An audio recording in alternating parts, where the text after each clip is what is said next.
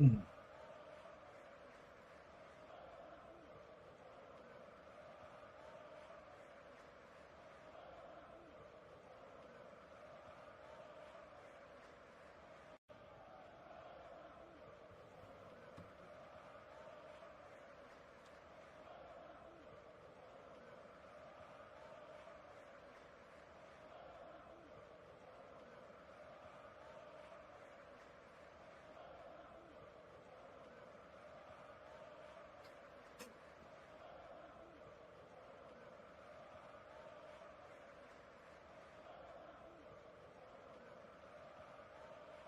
Um,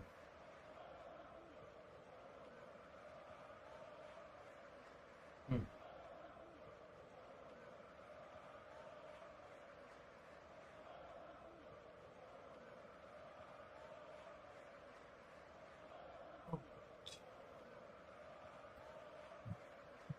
Sounds walking. Hello, hello, hello, hello, my friends. Can you hear me? Can you see me? Good evening, good afternoon, good night, good morning. Good whatever time it might be in your location. God is good all the time. Mr. Edison, nice to see you. I would like to join the call. Well, the call is always there for people to call. Nice to see you, my brother. Mr. Edilson. David is in the building. Let me know if you can hear me. I'm trying to figure out everything here by myself. And I'll be taking calls very, very soon. Uh-oh. See? I'll be taking calls very, very soon. Okay. Fixing stuff. Let me try to pin that. I haven't done it for a while, so sometimes I forgot what to do. Let's see. Pop-up chat. Yeah. And then I'm gonna copy this. I'm gonna copy this again. I copy it and you try to put it in the YouTube chat here. Put it in the YouTube chat. Bam. Hopefully it's working. Hopefully. There you have it. It's working. Yeah, the chat is working now. So Mr. Edilson, if you wanna call, you can call.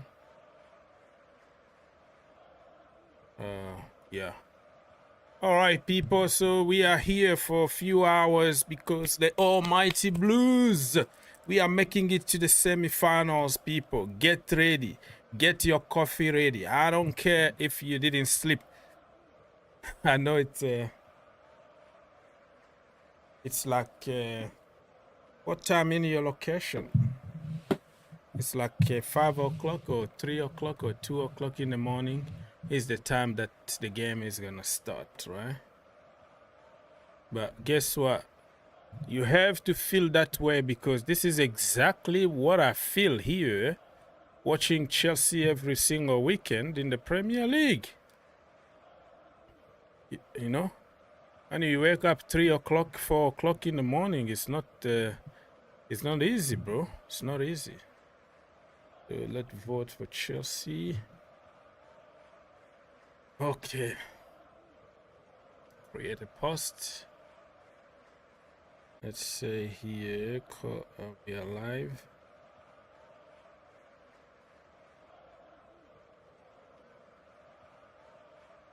No, call us.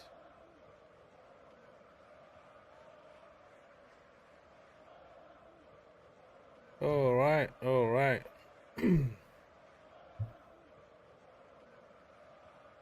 Yeah, so Mr. Edison is a member of the channel. Everybody that want to become a member, support your brother with a cup of coffee. Much appreciated.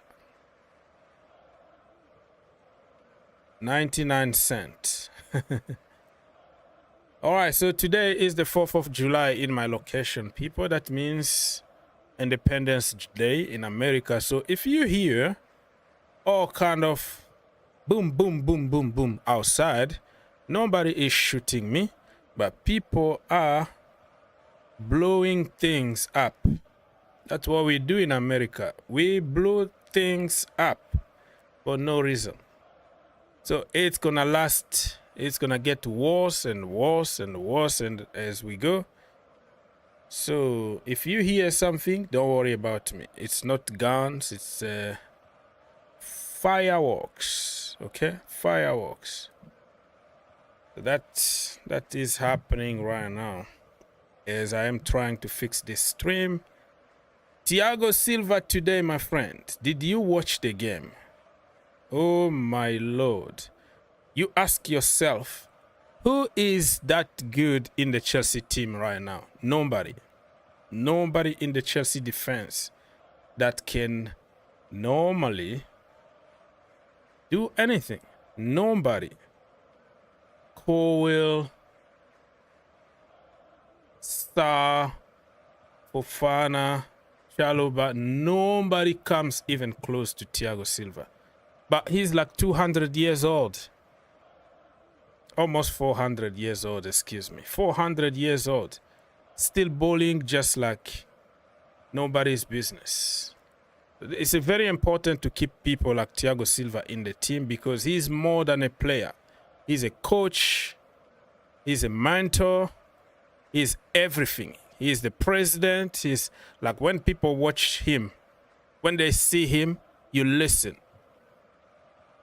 When he say quiet, you are quiet because Thiago Silva is speaking. You know what I mean? So he commands respect. You have to respect that. We are live now. So Thiago Silva, we could play against Thiago Silva Fluminense in the semifinals, but 90 minutes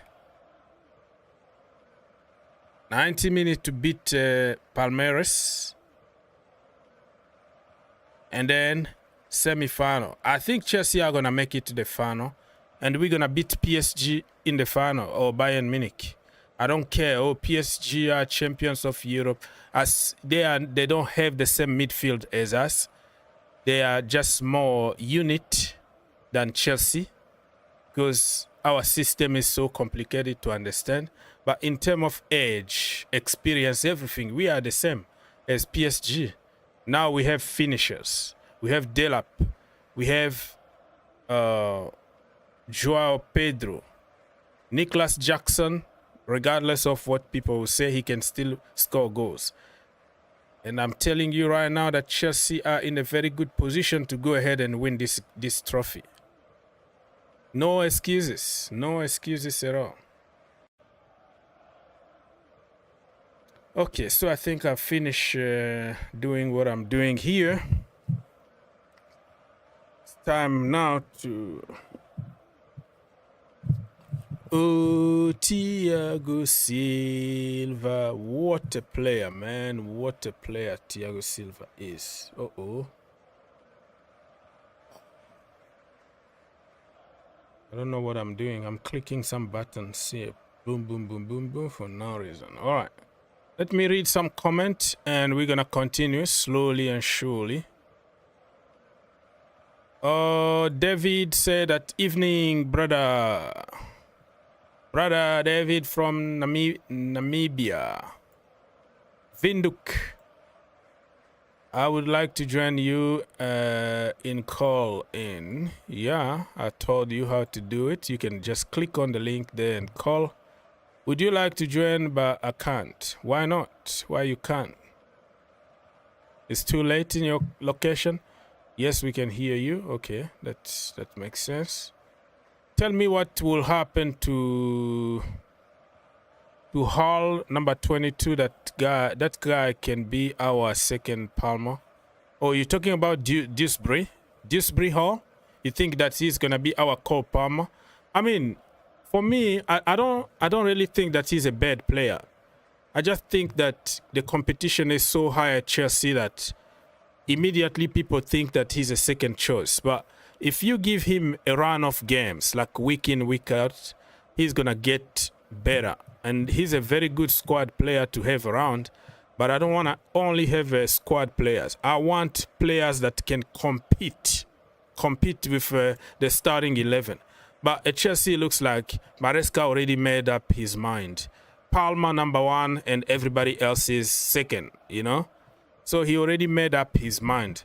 But if the rotation is going to be fair for everybody to, like, fair, you know, give the same amount of minute, the same amount of games for us to judge those players. But I think Dewsbury Hall is a very, very good player in my humble opinion.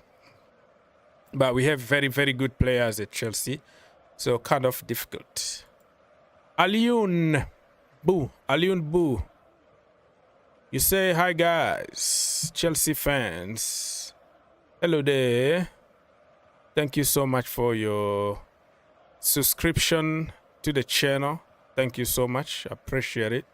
If you want to be member, people, do like Edison. Do like my brothers, Edison and Aliun. They are members of the channel. You give me 99 cents or you send me $100 or 1 billion, I would take everything. 1 billion, I take everything. You know what I mean? Edison said that I don't write very well in English as local language is Portuguese. I would really like to be able to be part of the experience to call, but I'm not in a position to get on the call. I'm French, by the way. Don't worry about it, bro. Few months ago, few years ago, I was like just like you, French, learning English. English is not my first language, but just enough for people to understand me. But yeah, I know I've been in Angola, where they speak Portuguese. I know some words in Portuguese here and there. Bom dia, stuff like that, you know. Ask where the bus station is, or you know, little things. But hey, we are here for universal language, which is football. So we don't care about the language you speak. We care about football. Okay? We don't laugh at people here. English is not our languages. We have people who speak Swahili, people who speak Yoruba, you know, Lingala, you know, Xhosa, Zulu. Yeah, we have so many languages. Chinese. Yeah. Like one of my, he's a kid, right? So one of the kids here asked me, I asked him what language they speak in Australia, and he said like Australian. And when I asked him what language they speak in Mexico, he said Mexican. He's a kid though. He's just so funny. They speak Spanish. They speak Spanish in Mexico, and they speak English, still English in Australia. You know what I mean?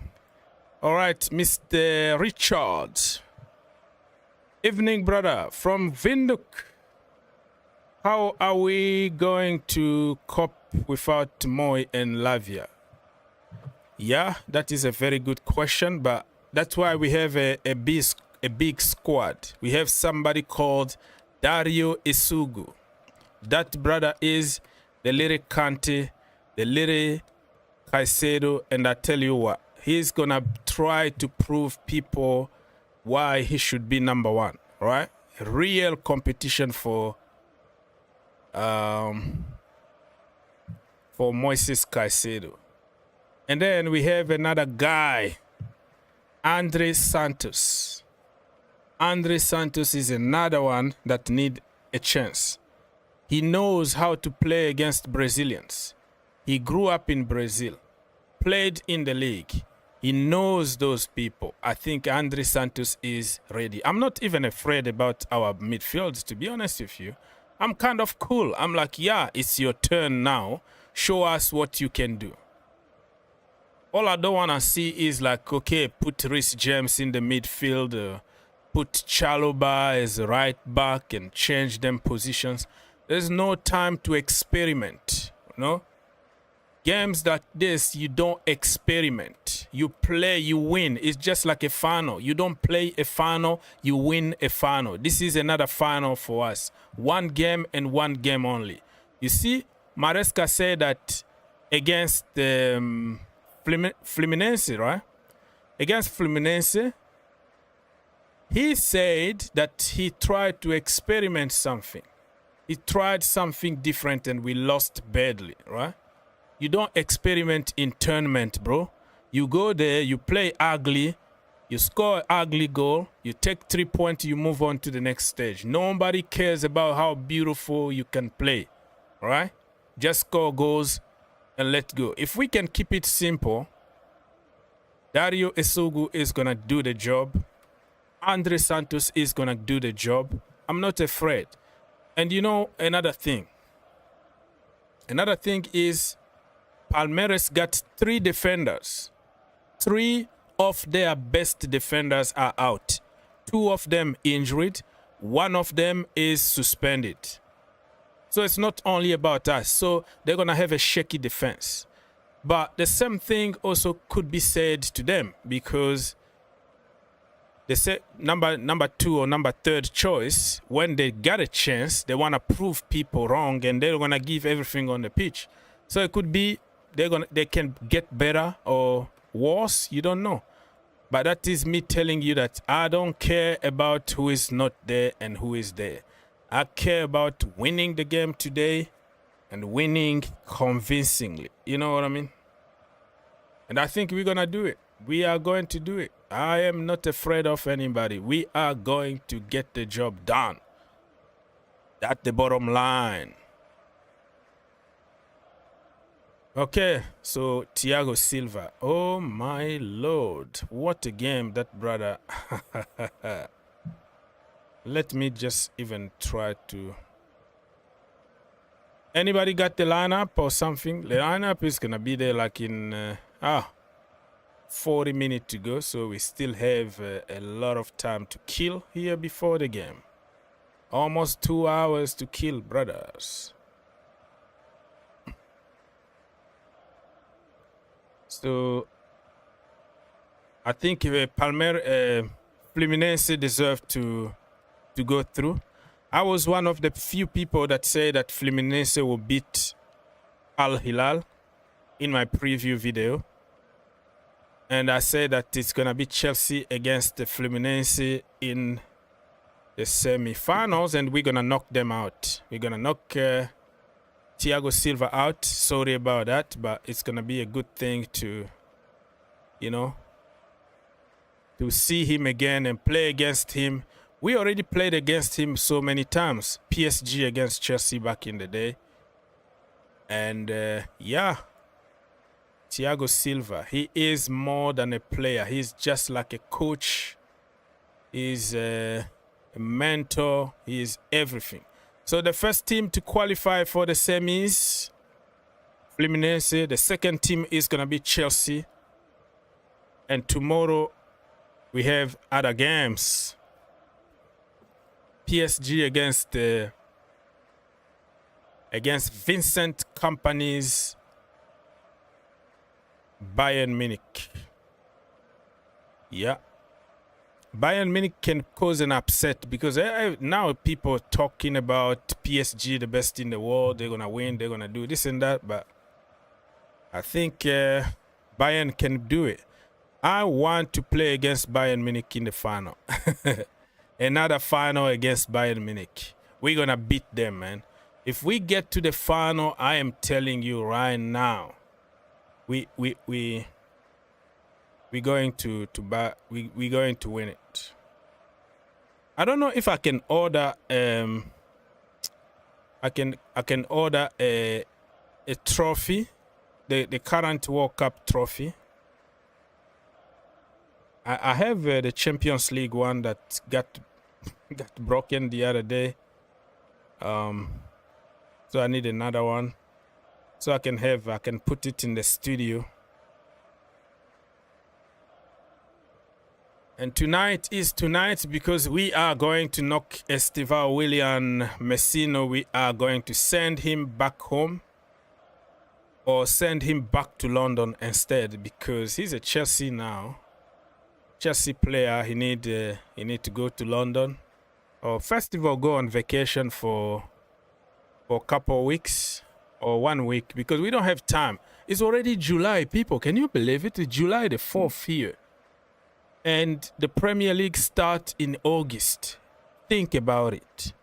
We're still in one competition that can take us until July the 13th or 14th, depending on your location. And after that, if we get to the final, so July the 15th, we have 15 days. What time the players are gonna go on vacation? No rest at all. No rest. Like it's gonna be okay. People go on vacation for just 1 week. Don't eat a lot. Don't put weight, please. Just relax. Take the sun and we go again. That is crazy, bro. Absolutely crazy. These players haven't taken a proper rest for like 2 years. I feel for them. Oh yeah, they got money, blah blah blah. They are just human beings. Chelsea already played like 60 games a season. That is incredible. So I think Maresca need to be smart and say, you know what? One part of the team you go on vacation, another part of the team you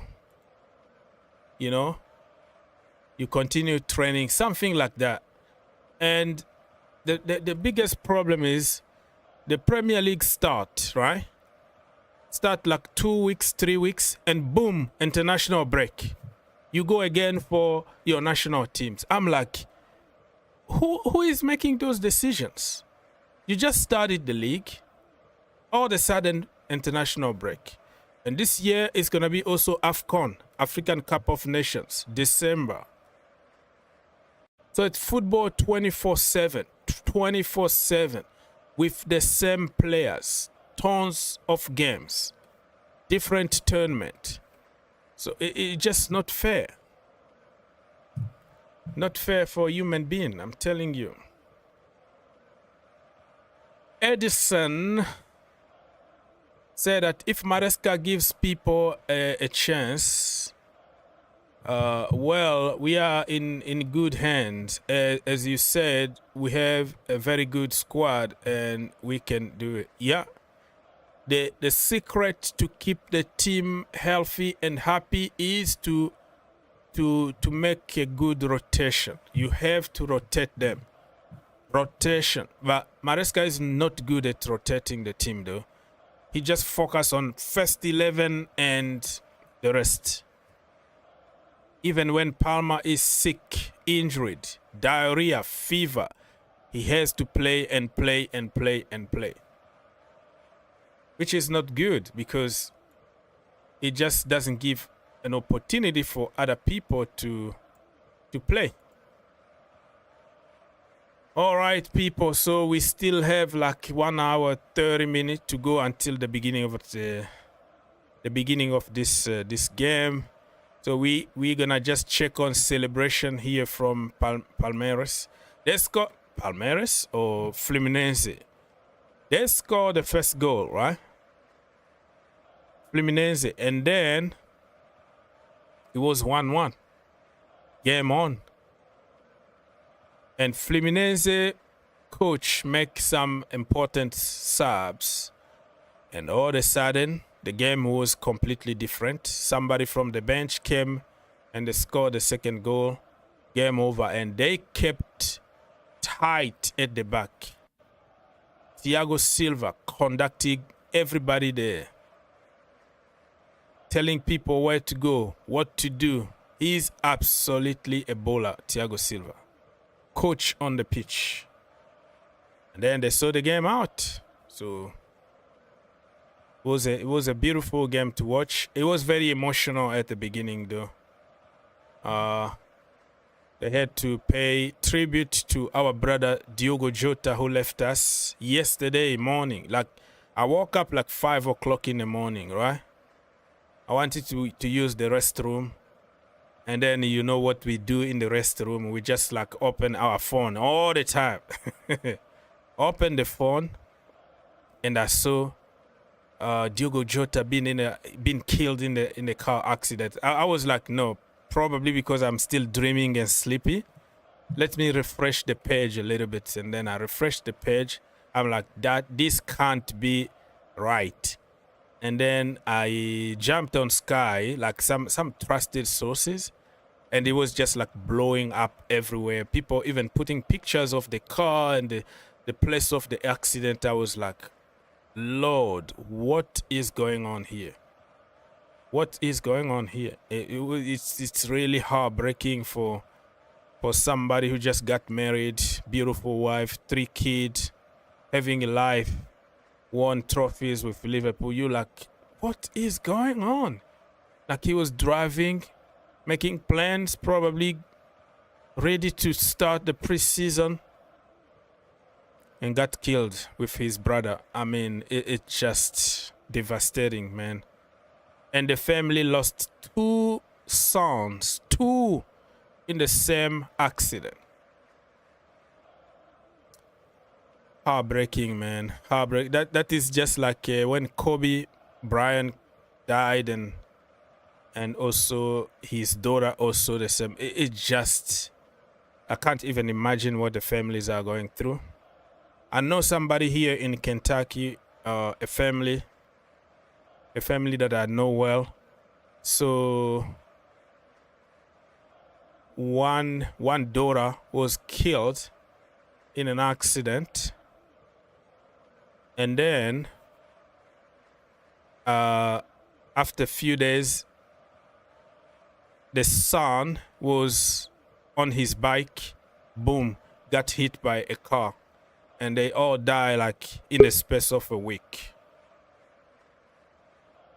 And that was so devastating. I'm like, what is going on here?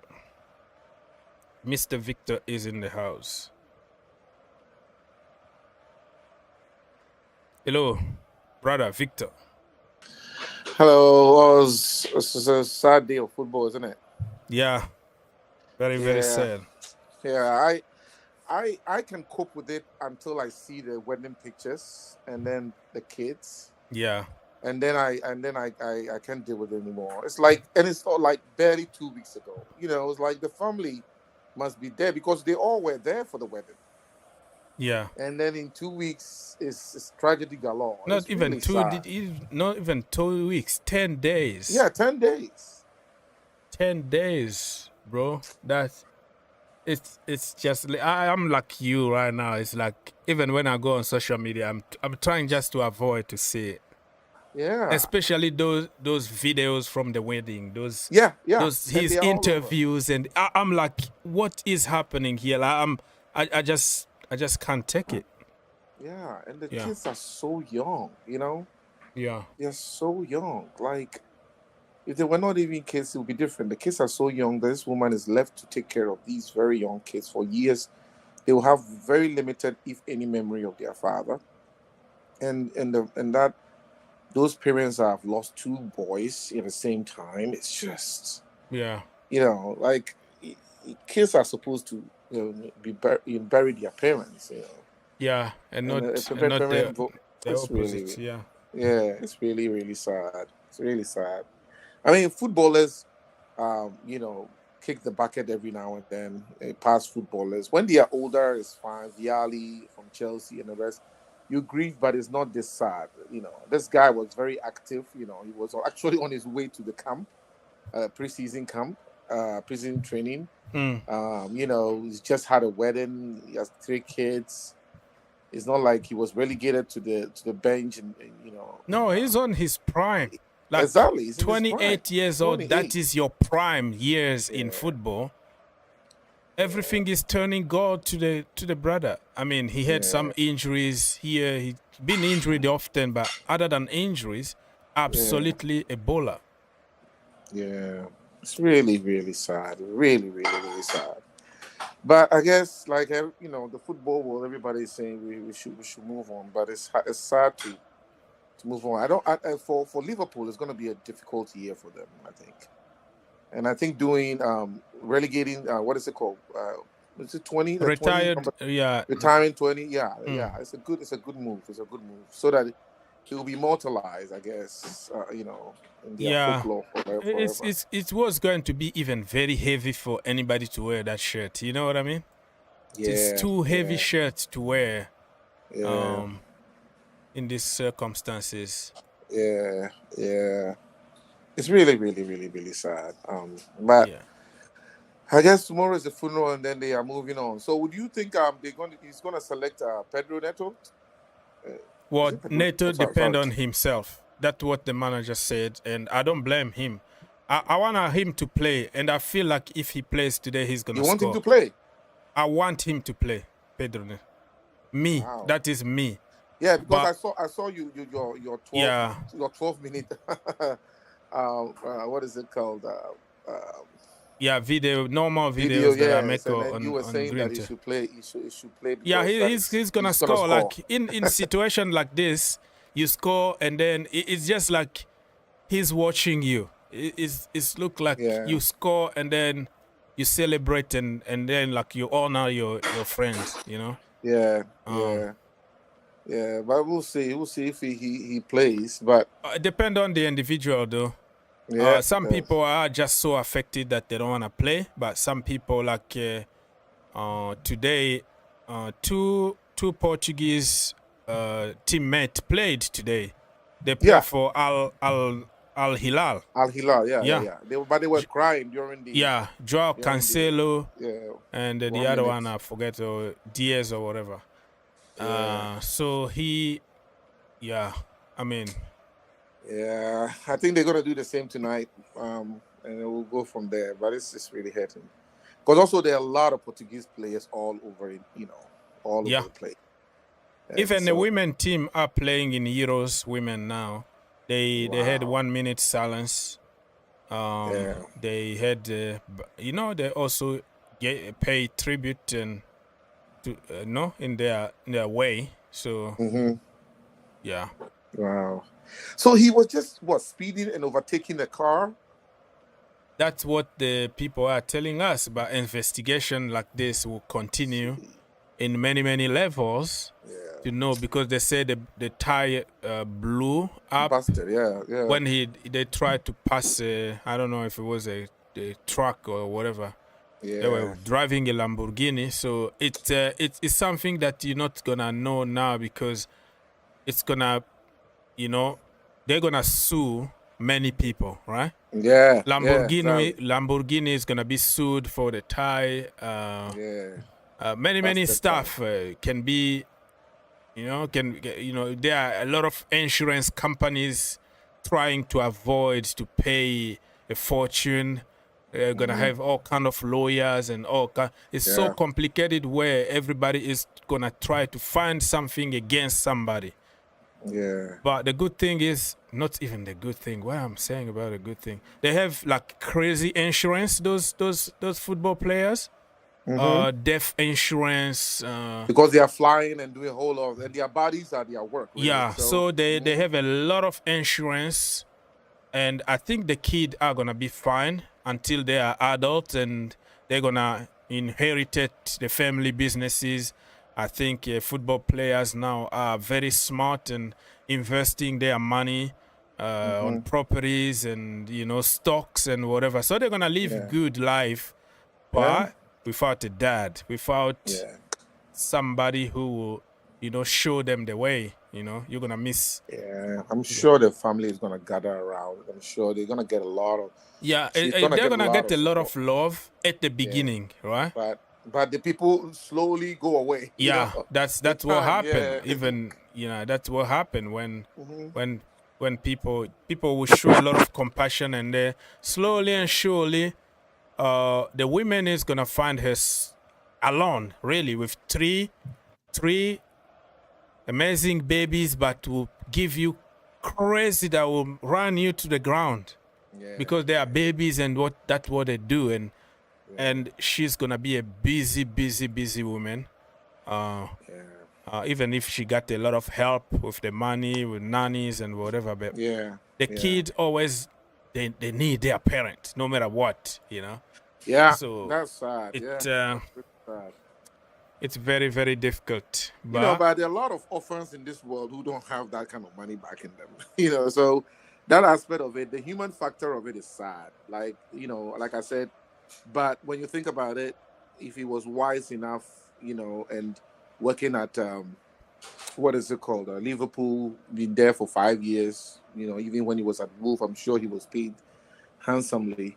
And if he was good and the investments you talked about were made, then the kids hopefully will be fine until they are older.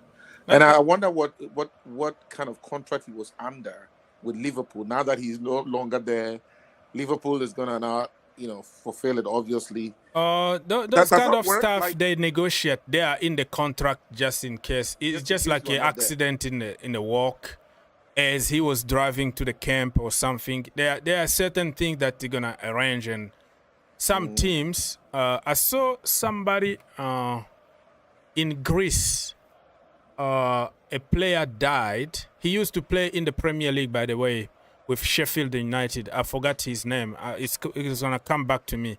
But the story is, like, that brother died. I think in 2024. What?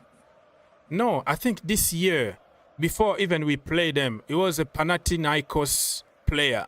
He died like a week before we played them.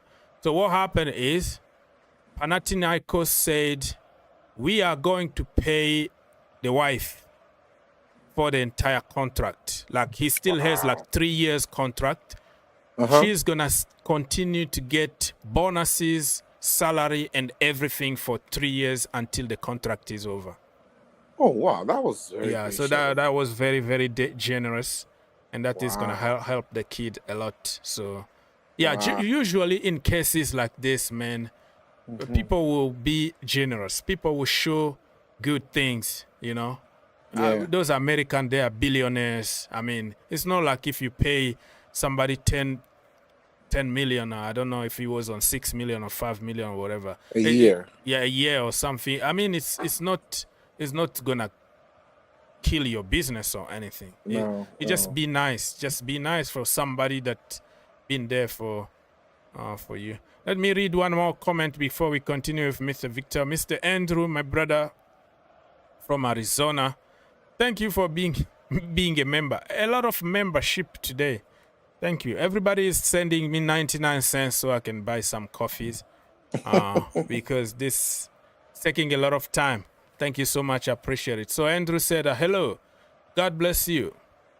Happy 4th, July 4th. My people are actually in the countryside, where they're going to blow everything up over there in the country, in the farm, that they're gonna see all the fireworks and stuff. So thank you.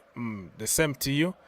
I'm old enough to celebrate these things, but the people, the kid, and whatever, they do what they want. But it's a lot of food, and if you drink, a lot of booze, but I don't drink, so a lot of leftover for tomorrow, so we don't have to cook. So that is a very good thing. But cleaning up is gonna be a mess. It's very hot in your area, even here, bro. Here is like, let me double check. It's 87 outside, bro. 87, but inside it's about 70 because I have air conditioning on. So it's Arizona. Oh, you know that I used to be in Prescott, Arizona, right? So Prescott is like a little village. It's a little town in the mountains over there because we used to have a relative from my wife's side, a very wealthy woman that used to live. She passed away a few years ago, but she used to own like a big property over there in the mountains. So like you are there and you can see the entire town because she's there. All her house is like full of glasses, like crazy. Like she wanted to blow her money and have a good life before she went back to God. Anyways, so Prescott, it was the only issue I had over there is it's a lot of it's hot, very very hot, even it's in winter, and that's why she chose it because she moves from Missouri to there because she's getting old and she didn't want to, you know, handle the weather anymore in Columbia, Missouri. So yeah, and I know, I know. And the other thing that used to drive me crazy over there is they don't have enough like lawn and green trees that we have here. It's kind of it's kind of desert and it's kind of like not what I am used to, you know. It's just like in the desert and people don't really like water their trees often because it's a lot of regulations there when it comes to waters that have to save water, yeah. Yeah, they have to save water, and the only thing that I like over there is like the Grand Canyon. Because when I go there, I have to drive to the Grand Canyon. There is no way you can tell me that I am in Arizona and I don't go to the Grand Canyon, because that is not going to happen. I am going to get there, you like it or not. I'm going to spend hours there. I am going to enjoy the nature. I am going to take pictures and all the good stuff. Anyways, so thank you so much, Mr. Andrew. I hope that you're doing good and keep yourself, you know, refreshed. Drink a lot of water, you know, to avoid la canicule. Canicule is what we call in French. All right. Mr. Confident. Oh, that is a pretty name. You are so confident. Mr. Confident say, good morning. What time is it in your country? Oh, you are like from what country? Here is not morning yet. Skylar, my brother, he said that, man, it's really sad. It was, he was excited today to watch Bayern PSG and Madrid Dortmund. Oh, yeah, very sad about what happened to our brother Diogo Jota. Andrew again. My other, what do you say? Let me see. And my other team, Phoenix Rising, is also playing tonight at home. USL League. Yeah, I know them. I think that team is owned by Didier Drogba, if I'm not mistaken. And remember, Didier Drogba used to play for them. They came to Louisville, Kentucky to play against Louisville FC because Louisville City FC are in the same league as the Rising. So the first time that I met Drogba over there, I went with my family and we spent like 15 minutes outside. Him signing shirt for the kid, talking to me because we were talking French and all that. The only way that he doesn't know me, it's not like I know him, but when I saw them, like after the game, it was a draw 2-2, and then they were leaving, right? So people outside, you know, where the bus comes and they come, and then I talked to him in French, and I told, hey, I have the kid here and a big fan. I'm a Chelsea fan and whatever. So okay, and then he came to us and signed the shirt. Because I had like number 11 Didier Drogba because I knew that Drogba is coming, and took time. That's what I appreciated a lot because he took like about 15 minutes. Like the bus is waiting for them to take them to the airport, but he spent all this time to talk to us. So I appreciated that. Like, hey, he didn't have to do this. all he had to do is say, hey, how are you? And just go straight to the bus. So yeah, so I have a very good memory about that team. Didier Drogba on that team, like I don't know how many percent he got there. He's a shareholder, and yeah, so good. Yeah. He put what is the James in the middle though. The team sheet is out. It's out. Oh, okay.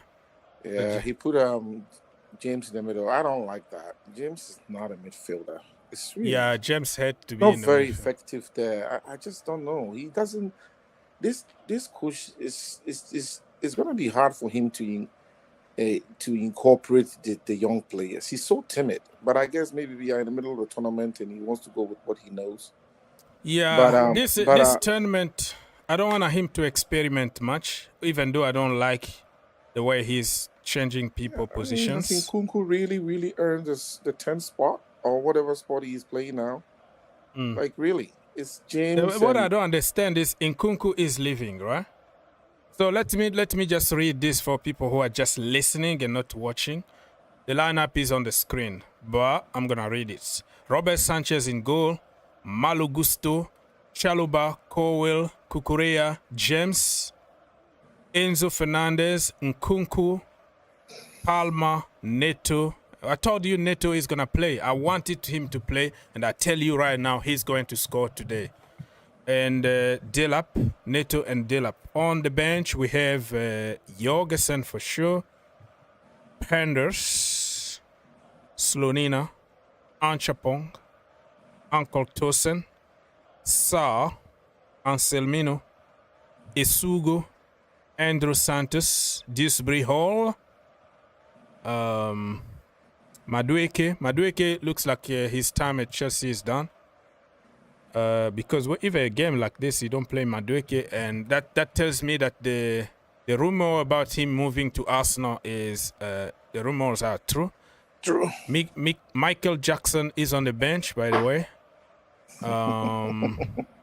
Joao Pedro is on the bench and Mark Guiu on the bench. You know, if I can bench is stronger than the first 11. Yeah, apparently it seems like that. So the problem with our manager is like he's not proactive. No, he's very reactive. Yeah. Like when we panic and we start losing, is the time that he's okay. Oh my goodness, what we do now? But I mean, we had all the time to start. You telling me that Chaluba is much more of what is it called? Tosin better than Tosin. Well, I'm not gonna complain about Chaluba because Chaluba is solid. I think the thinking behind Chaluba is because of his speed, the pace. Uncle Tosin is very good. You know, he's intelligent. He's but the problem he doesn't have the pace. And Palmeiras got one of the fastest wingers in the world right now. They have Estival William. If they caught Uncle Tosin out of the position, we are done. Now, the other guy, Cowell, also is slow, but Tosin is slower. So I can understand the thinking behind it, that you need a slow guy and a more rapid guy. So the only way, but in the defense, I don't have many complaints beside the Reece James supposed to be our right back. And what you're going to see now is bloody Malo Gusto, who is going to invert all the time and find himself in the midfield, walking to each other's ways with Reece James, not knowing exactly what they are doing. And when Malo Gusto got in front of the goal, he is the worst finisher that I've never seen him. Yes, he's very bad. He is absolutely crap. Imagine he joined Chelsea 3 years ago. Never score a goal. Even in training, that brother don't score any goal. He always kite, shoot straight to the goalkeeper or off target. How the heck the manager is pushing him to the position that you have to score? If you invert and you find yourself as a number 10 often, we trust you to take that chance. Yeah. And every single time, he's going to get the most chances and he's going to miss them. Now, it's killing us in two positions now. Because in the attack, you can't finish. And defensively, before even he goes back to where he was supposed to be, it's already too late. He got caught out of position already.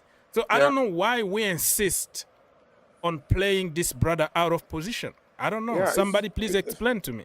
It's the same love that Maresca has for Enzo. You know, it's the same. Even when even when Gusto cannot fit into the team because everybody's available and James is all the way back there on a right back, he finds a way. He finds a way to bring him in before the game is over.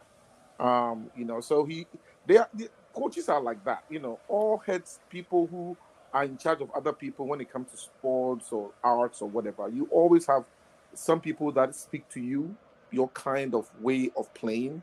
And I am sure that if Maresca had his way, Dewsbury Hall will be playing for Chelsea day in and day out. He has some kind of players that he thinks are good, and the only way he's forced to play some of the players we already have is because the fan base won't have it. So those people that he definitely loves, you see that he finds a way to bring them into the fold every now and then. And you could tell that, you know, if those players do well, a little bit well, you know, he wouldn't mind putting them back in. But the Nkunku one is a little strange, but there might be a method to it. Maybe they want to get his price up if we win, and if he performs better, then he's. What if he got injured? That's the problem too. I mean, that's a risk you have to take, you know. But if he goes out there and today he bangs, you know, he's very instrumental in our win or whatever, then it becomes an issue where, you know. Can you hear me? Yes, sir. I'm just listening. I don't wanna cut you off. You're talking. Yeah. I'm good. Can you hear me? Hello? Uh-oh. I think you gone, Mr. Victor. We can't hear you. Unmute yourself. It's telling me that you muted yourself. It's not me. You muted yourself. It's not coming from me. You did it yourself. Hello, Mr. Victor? Mr. Victor has some network issues. So if you want to call, you can call us.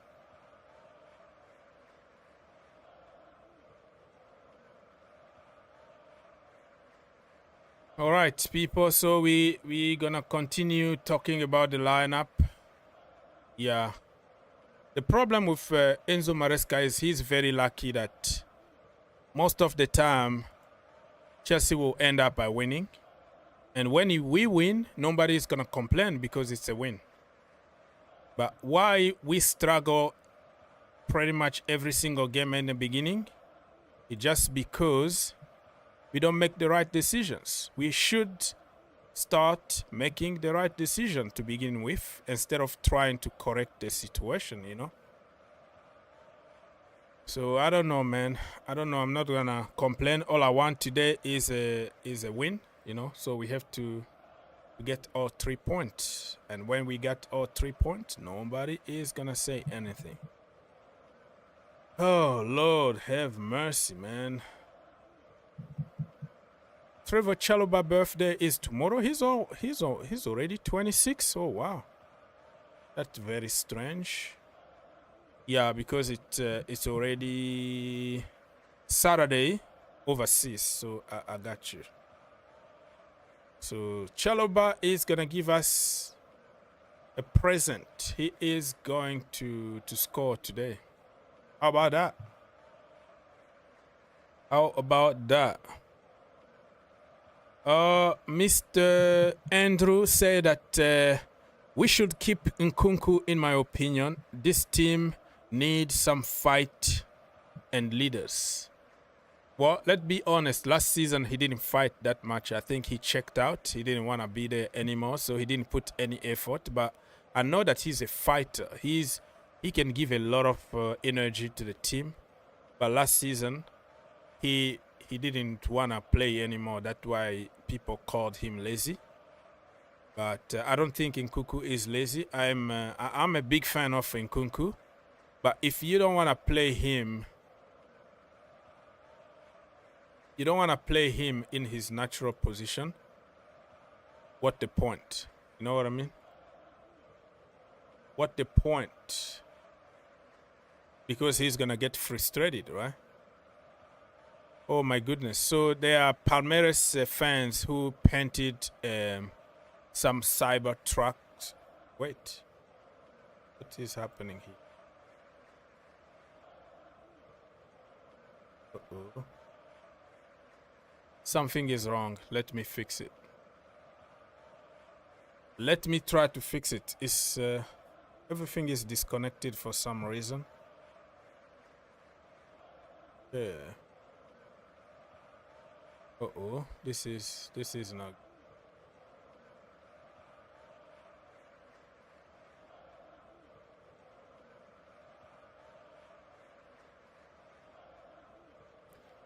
Okay, for some reason I lost Mr. Victor, and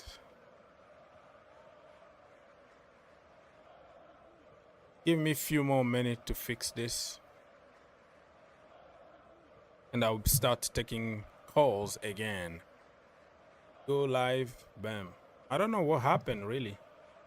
It looks like I had something disconnected out of the blue, without knowing anything.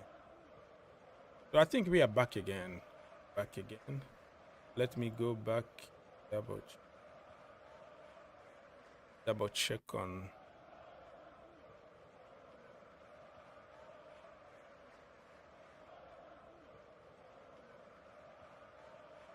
All right. Yeah, so I think it's working again. So Mr. Victor, if you're still watching, you can try to connect again, because I don't know what happened.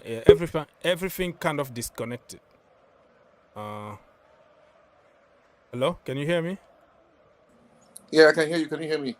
Yeah, we can hear you now. I don't know what happened, but everything kind of disconnected out of the blue. Yeah, but we're back at it. Gee, I can't believe we are 1 hour away from this game.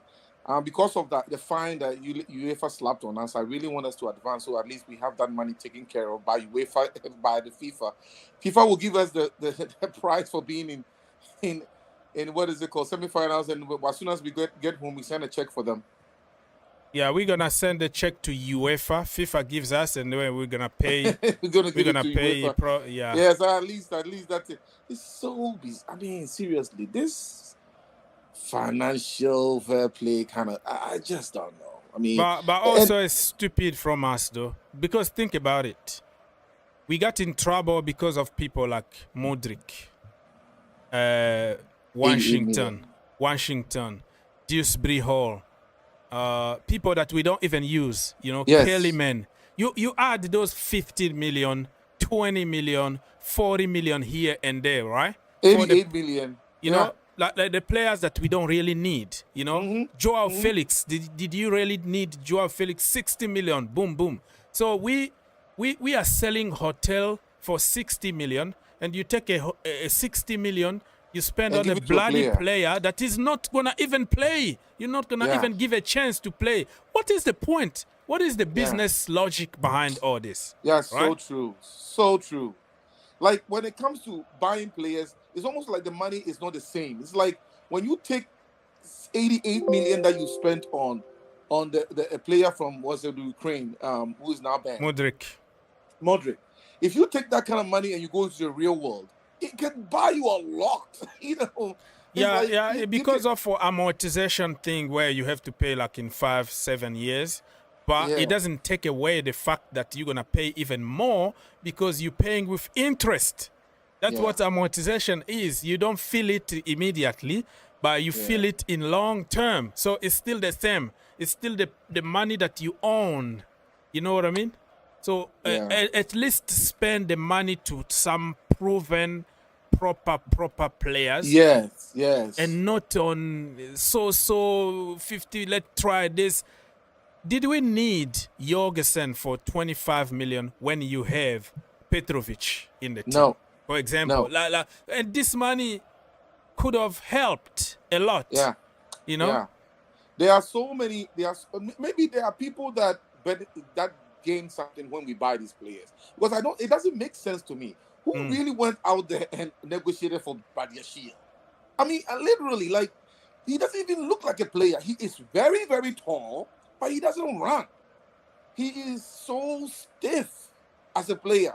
You know, I mean, is there like a real clip of him stopping attacks and scoring and adding on to the, because all he does at Chelsea is pass to the left and right.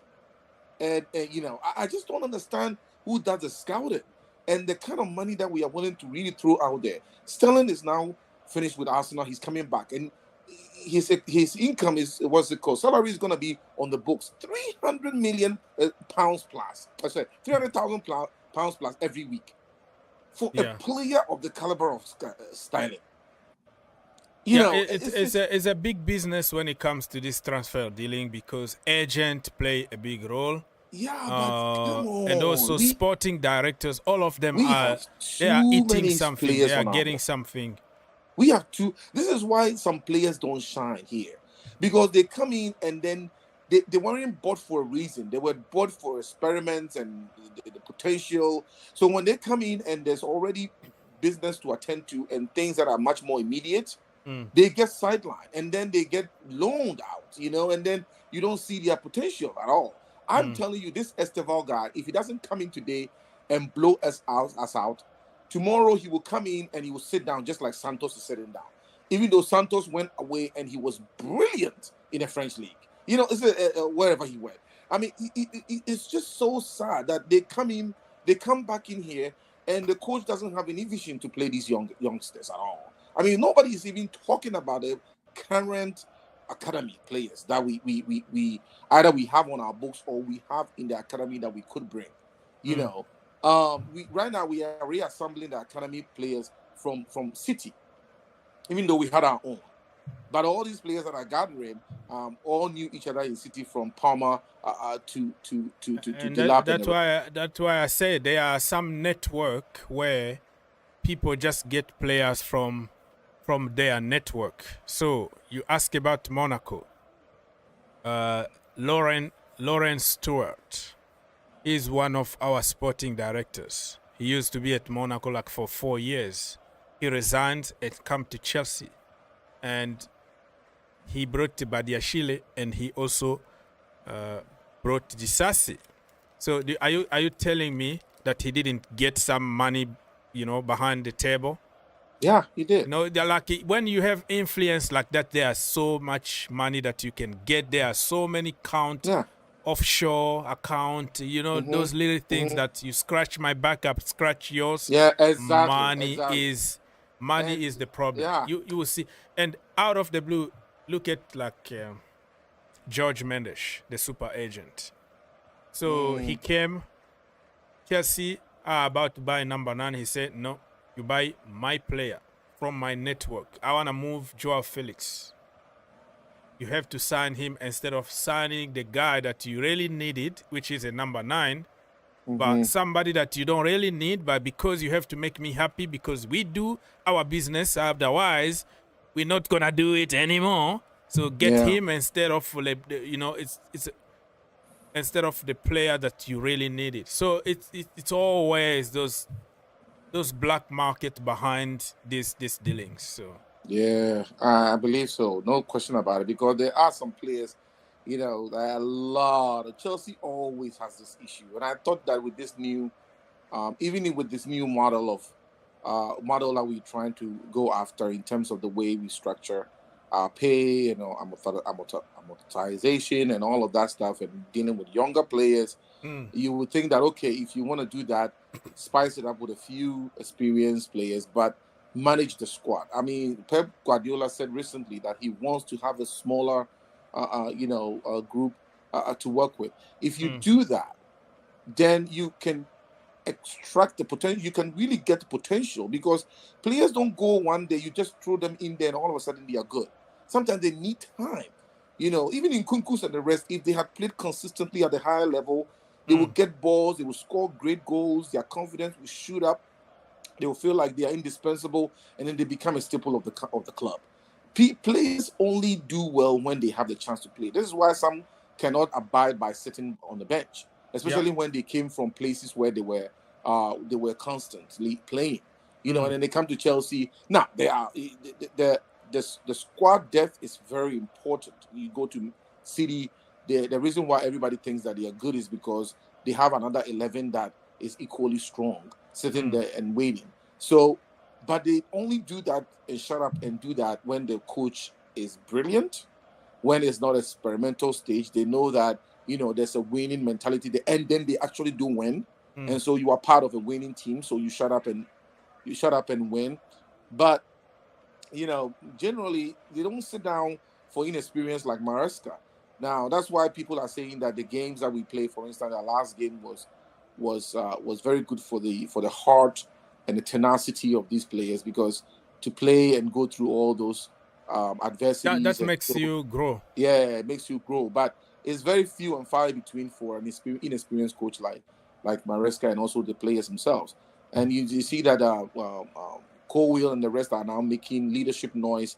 Like Chelsea is about winning and all of that. This all helps, So that there's a spine being formed there, where like the Lampards and the Drogbas and all of those where the spine, and they all will be the ones that the new people will come in and bounce off from. So this game is important. I really, I think that if we get to summer finals, it will be good for us, and then we will slug it out with Fluminense and see how it goes. But this team, we'll see how it goes. Is Estevas playing? Is he in the first 11? I think so. I'm trying to find the lineup from them. I think the lineup is out. It's already out. I don't know if this is lineup. No. Amanda's 41, and Estival. Yeah, I think he's playing. Oh Lord. Yeah, it's gonna be the talking point all. It's gonna be the talking point all evening. Right? Well, the problem is he said at the beginning of this tournament that he's nervous, like he can't focus because he's thinking already about playing for Chelsea. So no, and also they said that he said ultimately he wants to play in Spain. You haven't even. They said he said the other day in passing that he ultimately wants to play in Spain. And, no, it was taken out of context. Oh, you think? Yeah. People try to make stories. He never said that. What did he say in relation to that then? I watched the interview. He said that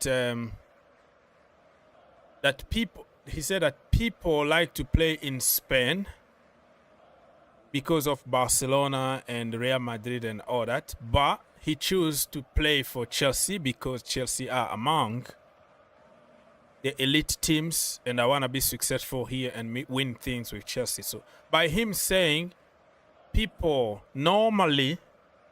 from South America like to play in Spain, he didn't lie about it. But I choose Chelsea. It's just like making a point, but people pick one word to twist it and make it says, oh, he doesn't like you. He's just here for transition.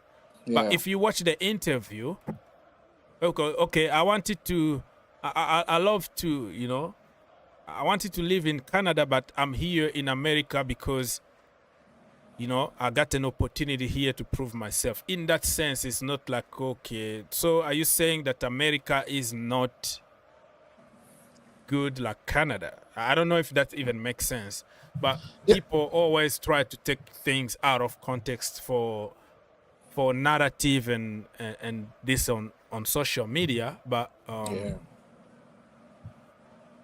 but it is what it is. It's the world that we are living. If there is no noise and there is no interpretation of some sort, people don't survive. People live out of gossip and insult, and that's what the world that we are living in. So I think human beings have always been like this. It's just that these days when it's done, it's out there for everybody. Yeah, immediately. Before 100 years ago, it would take 500 years for it to get to the other side of the world. Whereas now, as soon as it's done, This conversation that Esteval had, even 50 years ago, it would take another week or so for it to be Even a a month worldwide. to be published in the Exactly, in magazine. the newspapers. Yeah, And yeah, it's gonna create a little bit of gossip, but certain people are gonna buy that newspaper, and they're yeah, gonna try to make sense. They're yeah, gonna try exactly. to read and read it again. But on Yeah, social media, it's just one word.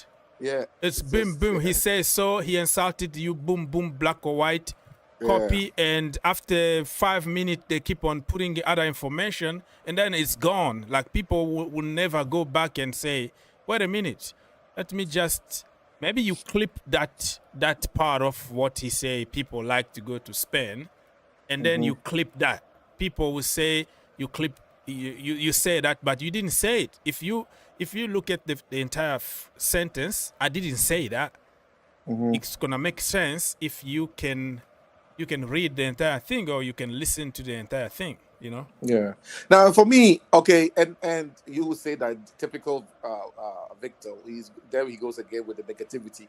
I have watched his clips. Okay, he's scored a few goals for Palmeiras and whatever, and knowing the kind of figure he is, you know Hmm. me, I like athletes. I like real strong athletes. And I know he's only 18, and he will grow and maybe get a little bit bigger. But his center of gravity, even the 2 or 3 matches he's played, he wasn't that great. The one he's played in this cup. But I don't want to judge him by all of the pressure that of course is put on him, and even the commentators. In the first 2 games or 3 games he's played, he was substituted in the 60th minute, and 65 minutes, 5th minute or something like that. But the 65th minute he was on the on the stage, the commentators will mildly say the name of the other players, but once it gets to Esteval, and then Esteval, they love to say his name, and the fact that he's going to Chelsea and all of that, because the commentators tends to be a bit English biased, so they know the English Premier League, and anything Chelsea is amplified. But I saw him and I wasn't entirely impressed because nobody was going to giving him the chance for him to meander his way through. And if he cannot deal with the opposition, he played. I think he played against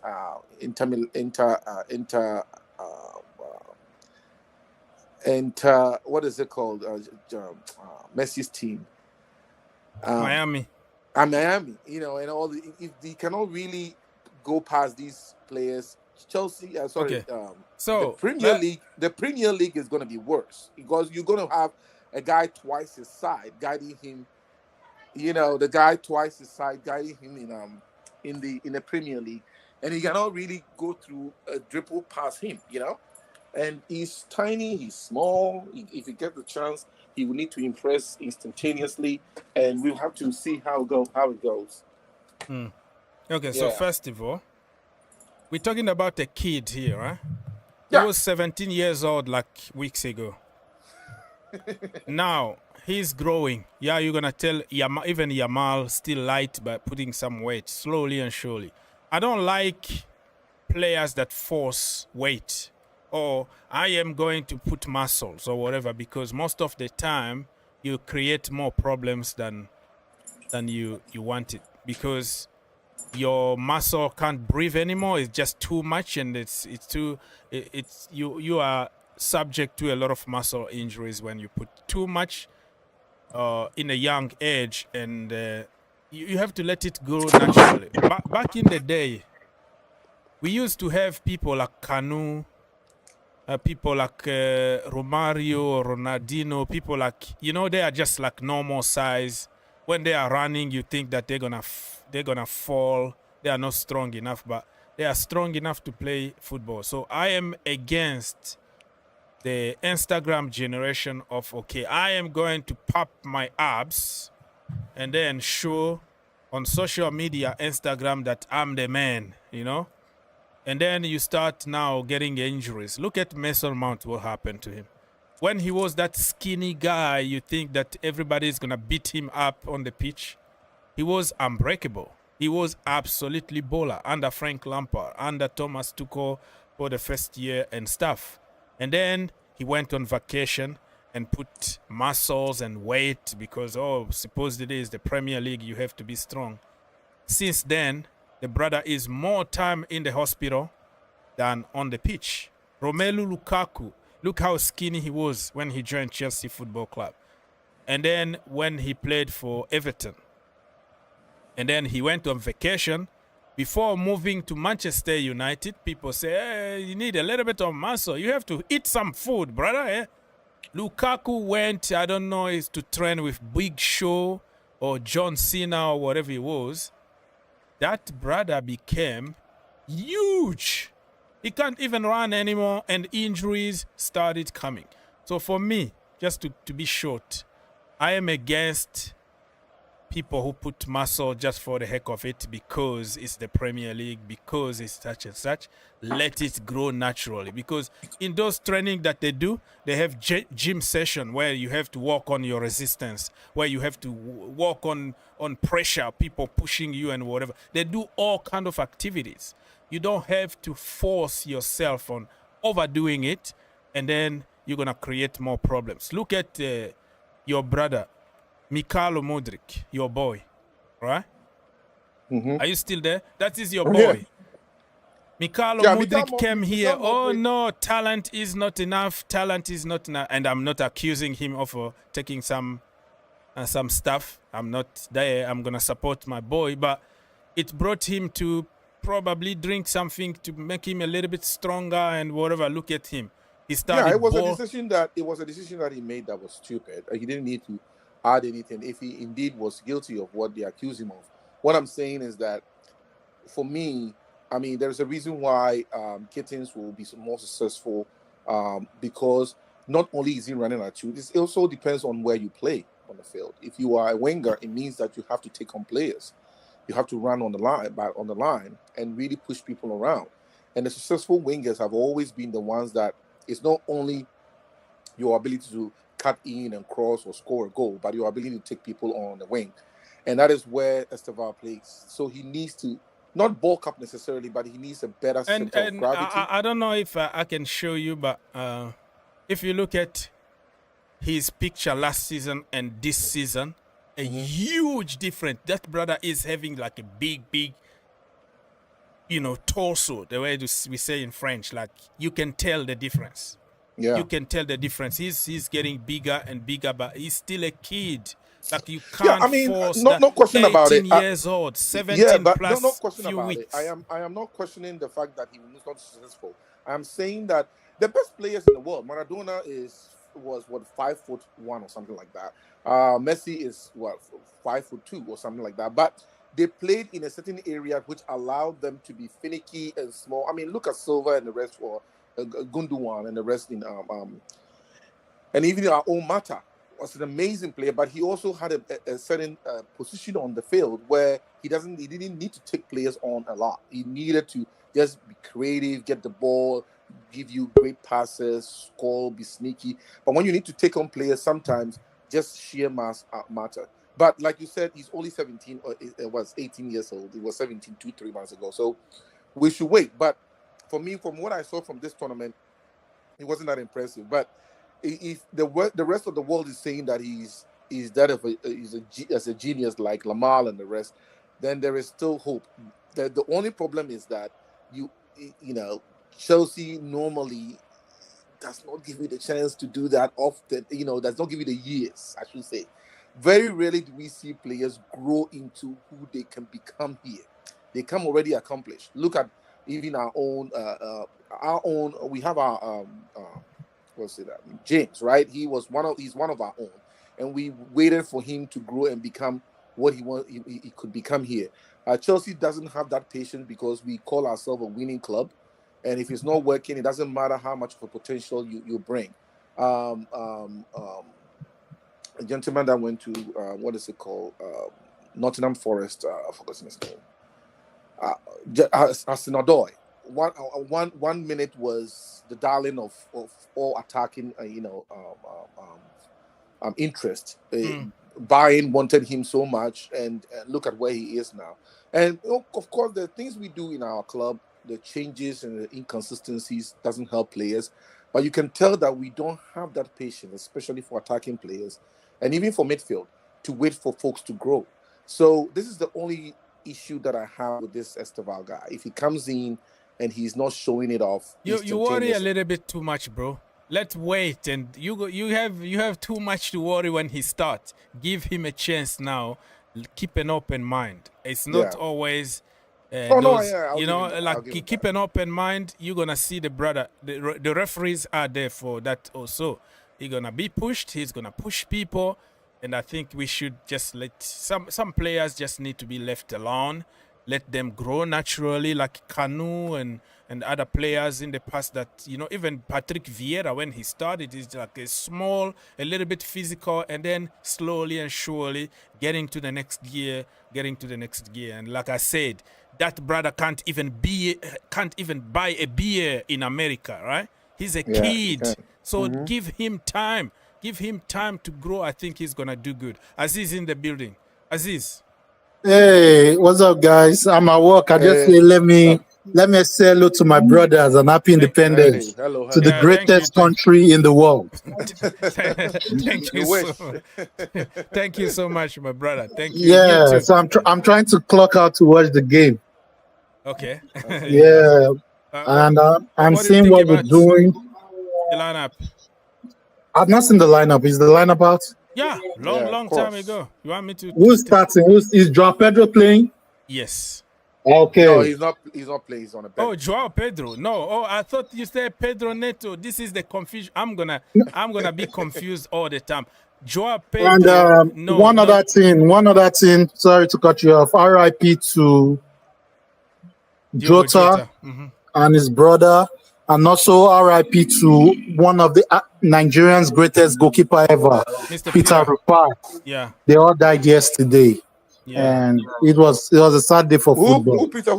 Peter used to be a goalkeeper. Peter Rupa. He won the AFCON. He won the AFCON with Nigeria, yeah.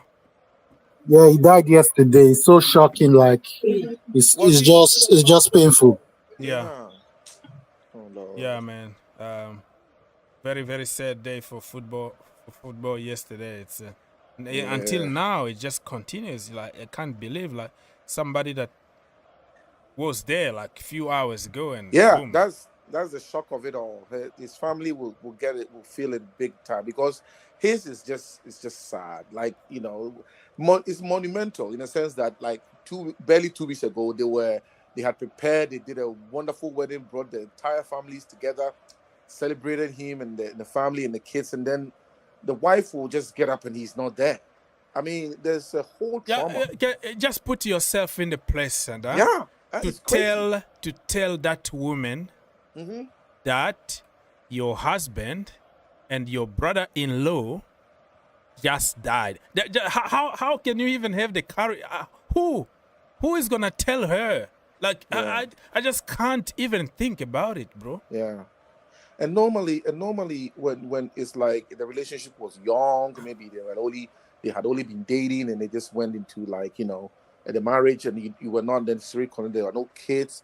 The families are not really connected that much. No, they have been together for a long time. No, since when they were a teenager. Yeah, like they have pictures where they have like kid really. Yeah, like maybe like 15 years old. They just pretty much grew together. And then he's like, this is the summer for me to, it's almost like something was telling him to do that. Just let me, because the kids had already been born. He could have waited for another year or 2 or 3, but this year is like, let me just have the wedding. Let me just legalize this in front of God and everything. When I'm not there, nobody will take anything away from you. It's almost like that crazy. Is a very good point that you just made there. It's crazy. It's almost like it's eerie almost.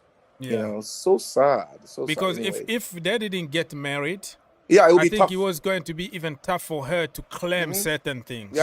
Big time. Yeah, the marriage legalized everything. That is very, very. Regardless of the kids, the marriage legalized everything. So, hopefully everything goes to her to take care of the kids and get the support that she needs. Anyway, we are 39 38 minutes and 10 seconds in my location. Oh my goodness. What's going to happen tonight? I mean, they have lost 2 of their dependable players. Their captain is not there. They have a three. They don't have their left back is out. There are two of their center backs are out. One is injured, another one is suspended. So they have 3 key players in the defense who are not there.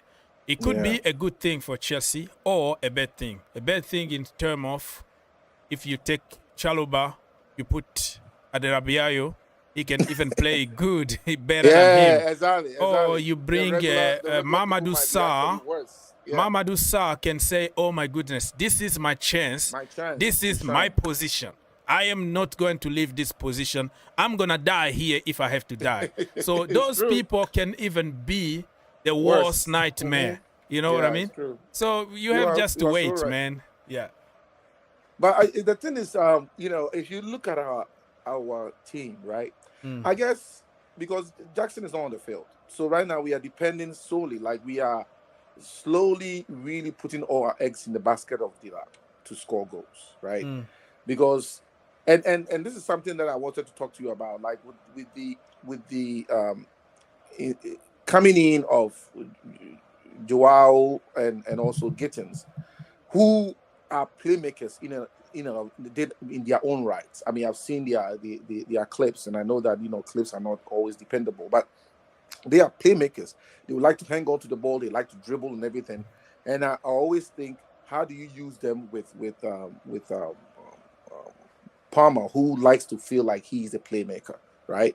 And this is where the issue was sometimes when you have too many people that are playmakers. This is why Paris Saint-Germain with Messi and Mbappe and the rest didn't work, because everybody feels like they have to be the ones that are calling the shots, and to be, when the ball comes to them, they have to create, right? And so you see Palmer drift all the way to the back, sometimes all the way to left back to come and get the ball and help with the creating. And then, of course, if he does that, he's playing number 10, there's a hole there. Or if he's playing a winger, there's a hole there because he's coming all the way back. So these new 2 players might come in to really enforce, help with the attacking force. But at the same time, I feel like the freedom role that you always need for one player in your team to have that kind of role, because they are the playmakers and their IQ is very high, is going to be limited for Palmer. And if Palmer is a shoe-in to play every single time, then you have this issue of who is going to be the playmaker now. Like you said, I worry too much, but I'm thinking ahead as to how to use these 2 very, very good players in our team moving forward. And if we are to even get Kudus in addition to this, now I don't know if we will, because now financially we are probably being hit unless we get rid of a bunch of players, which I hope we do. But I hope and pray that if they are in the team, which it seems like at least they are for sure bought, or they are, going to be our players, we'll be fine with that. But today, when I look at them, this is my last point here. Today, when I look at the list here, Nkunku and Palmer, good. Dilap will help with the reinforcement of that. Enzo and James are minding the midfield for us. But the Nkunku part of it, things I'm not sure of, because he's now supposed to move forward and play number 10, and Palmer will drift to the left or right. I don't know which one. I'm sure, and I don't know what his role is going to be, if he's really sharp enough to really play in such a crucial game, regardless of scoring in the game before. Okay, I understand. Mr. McKean, are you there? Yes, sir. Yes, sir. Big up to everybody. Big up, big go up, on, big up. man. Go on. Yeah. This is a nice. It's a good lineup. But you know me in the midfield, how I feel about it. It's just that you can't have Enzo Fernandez and Kunku playing at the same time. It's and Kunku and Lavia, I understand, and Kunku and Isugo, I understand, but not. No, no, not this one. I don't really trust it, to be honest. And one last thing, how I hear everybody talking about Kudus here, but how do we know he's going to be better than Madueke? How sure are we? Why not let him integrate into the team first, and then you see then ease him into the team. Don't Because how you getting rid of your best winger just because you want a new winger? It doesn't make sense. So It looks like Our best that's winger, our best winger is what? Madueke? since he's come, there's nobody been able to take him off the wings. Yeah, so our He's best been up. winger is He's been Madueke. Yeah, the numbers show it. He's been our best winger since he's come to the club. There's a streak of selfishness in him, and also decision making at the end that I don't really like. I mean, even what's it called? Neto is not necessarily the best, but Neto is in form now, and his form has peaked at the right time. Madueke has this nonchalant attitude towards the game every now and then. Like if he goes in fine, if it doesn't go in, even you see the way he appears. He has this. Okay, all right, whatever. Take it easy. I don't want to take myself too seriously, but this is, football has become a very serious sport when it comes to the business aspect of it. So you need people that really will go out there and die for the club. I stand to be corrected, but I don't see that hard part of it when it comes to Madueke. He's very, very lackadaisical in his approach sometimes. I think people being very harsh because they expect the Chelsea people to be perfect. I think he's a very good player. And I've seen him growing like a man, right? I don't know if this is because of my background. I coach a bunch of kids. I work with kids, 14 years old, 13 years old, 16 years old from probation, and you have to help them go back to the normal life and help them manage their finances and all that. So my background probably is not really good for this kind of stuff because I always give the benefit of the doubt for the youngsters. But I've seen Madueke make a lot of progress in 3 years. He used to be the way you said, which is, I'm not going to defend because I am Madueke.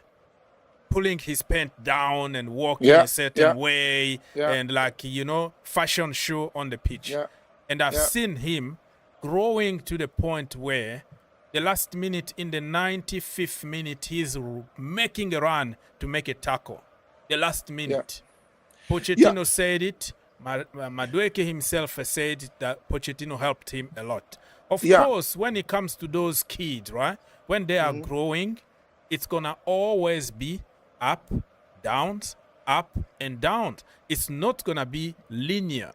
All of a sudden, you become perfect. I've seen Madueke develop a lot. People don't give him the credit, the benefit of the doubt because they have already a mindset. He's bad. It's black or white at Chelsea Football Club.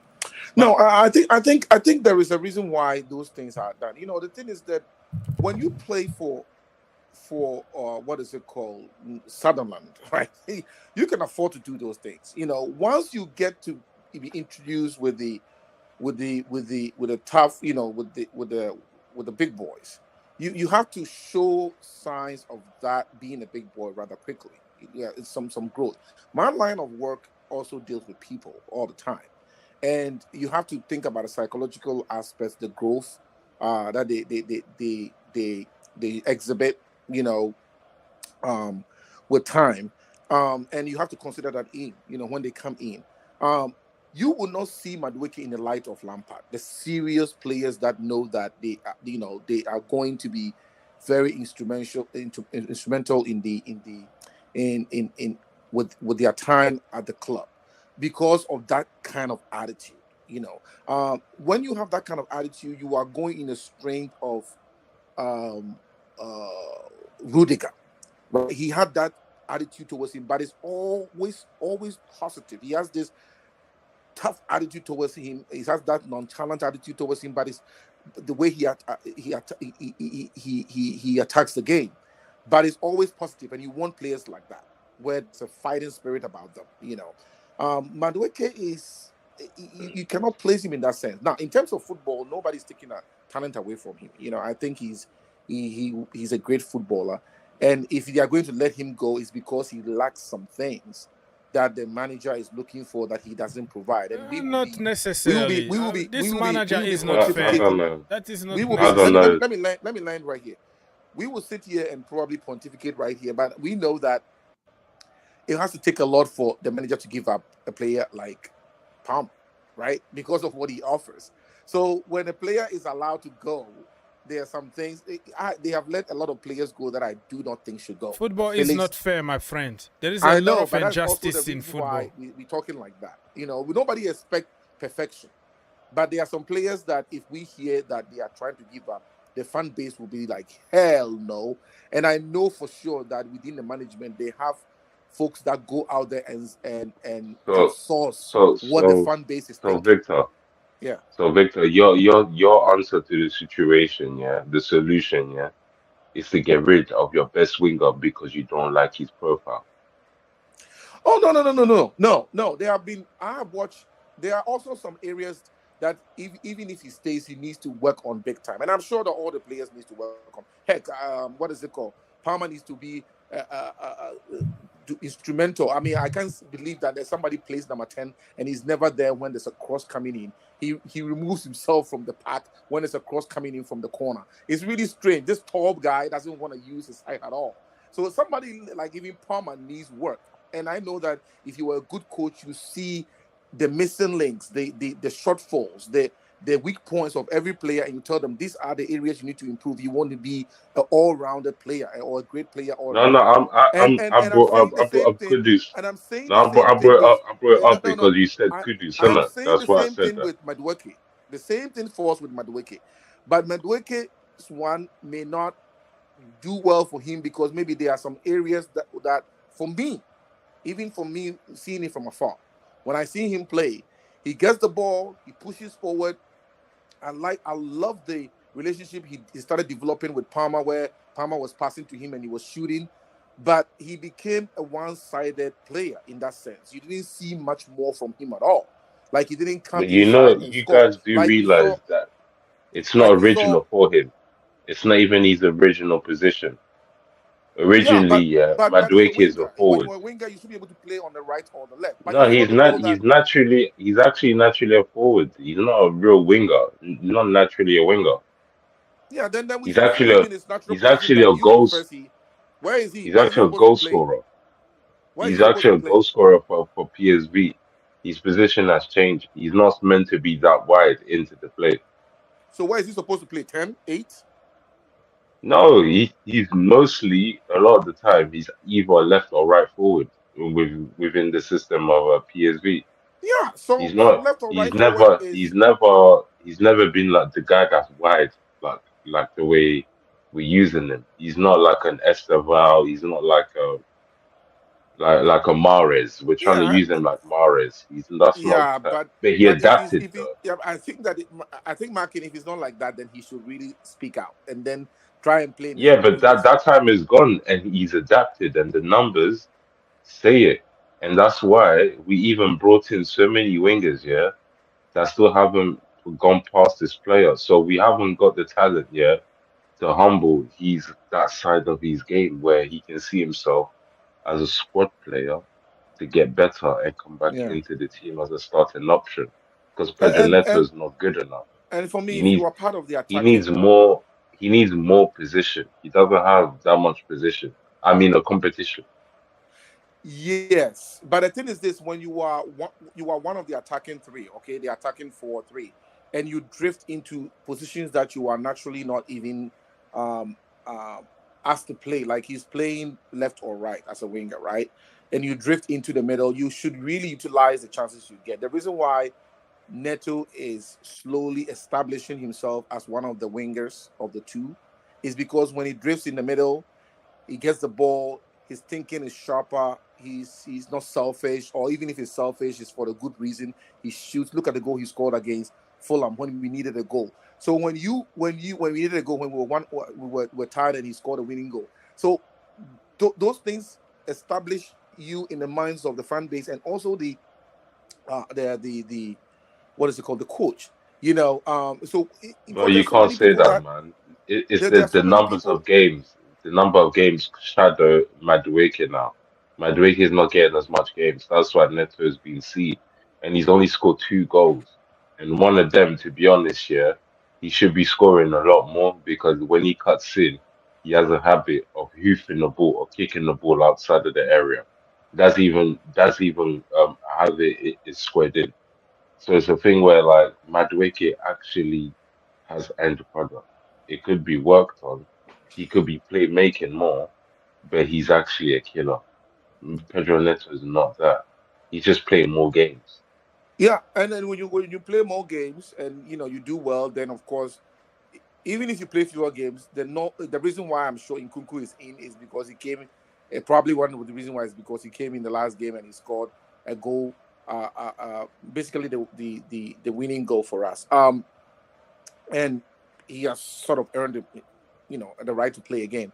So when you are given the chance, you should really make good use of it. And I think that Madueke has been very consistent. Like he has been playing and playing and playing almost the same amount as Neto, because Madueke was there before Neto came this past year. So if Neto is establishing himself as a winger and he's sort of a penciled-in winger for us, then there's something there that something to be learned from for Madueke. Now, who knows what is the future? Do you What is the think? Do future you for think? him? What is the Do you future for think him at Chelsea? Madueke goes here? Do you think Pedro Neto is going to stay and be established? No. If Madueke goes, they will. I mean, we do have wingers now. Right now, we do have wingers. I mean, Gittins is coming in, and he's a winger, and No, but Esteban. you guys are overly promoting Pedro Neto. I'm asking you, once Madueke goes here, like the way you guys want him to go, I don't want him is to go. Pedro I didn't say that. Neto? I I'm just said that saying, if is he's Pedro Neto going to do more than what Madueke did for us? no. Is Pedro Neto going Hey, to be that guy? no, listen. I think Sancho's goal when we played against Betis is one of the most beautiful goals you ever. And he bailed us out when we played. What is it called? When we played United. Sancho is one of the beautiful scorers. The way he cuts in and score those beautiful Kelly goals, right? But he's gone. You make use with whoever is on the field and you develop your play. I think it was maddening for us to let him go, but the circumstances are such that you don't want to keep a player that is commanding 300,000 plus a week. No, We no, can't no. I'm afford talking that. about Neto. But I'm what I'm saying saying is Neto. that Neto. What is your question? I don't get to your Yeah, I question don't get the properly. question. But I'm the question saying is is this. net. Do you guys? Okay, it's let's say yeah. If we get rid of Madueke leaves. Yeah. Mm. Do you guys think Pedro Neto is going to be the winger that needs to be for Chelsea and is not going to get sold within the next Not 2 to 3 necessarily. Well, seasons? I think first of all, he does very well from the right hand side, just like Madueke. The left hand side they can do good, but they're not gonna be as prolific as from where they feel more comfortable, the right hand side. So Madueke leaving, that means first of all the first guy on the sheet could be Pedro Neto from that.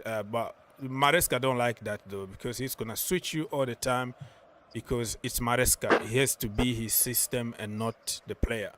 Now, when he comes, we have to make a lot of adjustment because Estivao is coming. What position he's gonna play?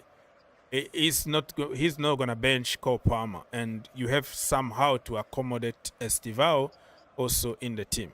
You have also to think about the defensive balance. If you put too many attacking players who are not good enough defending, and then you let yourself open at the back. So a lot of adjustment are gonna be made. And let me remind you that I don't want Noni to leave. I've been making videos the last few days. I've been posting, and people call me all kind of names, clown. I don't know anything. I like him. I like the guy. I believe that he's getting to his prime slowly. He's like 23 now. He came to Chelsea when he was like 20 years old. I've seen him Yeah, growing and growing step by step. So I'm not gonna give up on him. I think if we sell him to Arsenal are gonna benefit. You know, we always say that players come to Chelsea, they win trophies, they go to Arsenal for retirement and they don't win anything. This is going to be the first mistake for Chelsea Football Club. When you sell somebody who is going to take their game to the next level. who's going to transform them to the next level. Because why? Because Chelsea did the hard work. So instead of us getting the fruit, of our labor, we're going to allow Arsenal to get it because we already done everything. Like Madueke is like inches away from becoming a man, becoming a grown-up man, mature, who understand the game and who start now doing what he was born to do. So far, he's been childish, whatever it is, but he's getting to that point where he understands now that this means business. This is so you think it? Yes. I have to say to you, Oz, though, our players who go to national are never successful. So there is a curse there. They don't go out there and blow up all of a sudden. No, but you guys are still not answering my question, though. I'm saying, so what is your question? Do you think Pedro Neto is going to get sold within the next 2 years if he's I don't starting? think so. I don't believe so. I think he's gonna stay at Chelsea for a little while. Sell him? Okay. Why? Why are we selling him? Why? I mean, we need some experience and Pais and Esteval. and also we have like Kenda, Kenda coming. Yeah, Kenda. Yeah, exactly. I think he's gonna stick around for a few years, Pedro Neto. I think it's gonna be a rotation at Chelsea. The way I see it is like you buying like those very good players from somewhere, and then they play like one or two seasons with the older players, and then we move them. They go to Real or whatever, and the one that are already in the team, they know the system, and they're gonna take over, and it could be successful. You're winning on the pitch, and also you're winning financially. So it could be that is gonna be the next model for Chelsea. But I got your question. You're right. Yeah, you're right, though. I just feel like, I don't know if Kudus is that is that much difference. He might be a better option than Madueke, but not by a lot, man.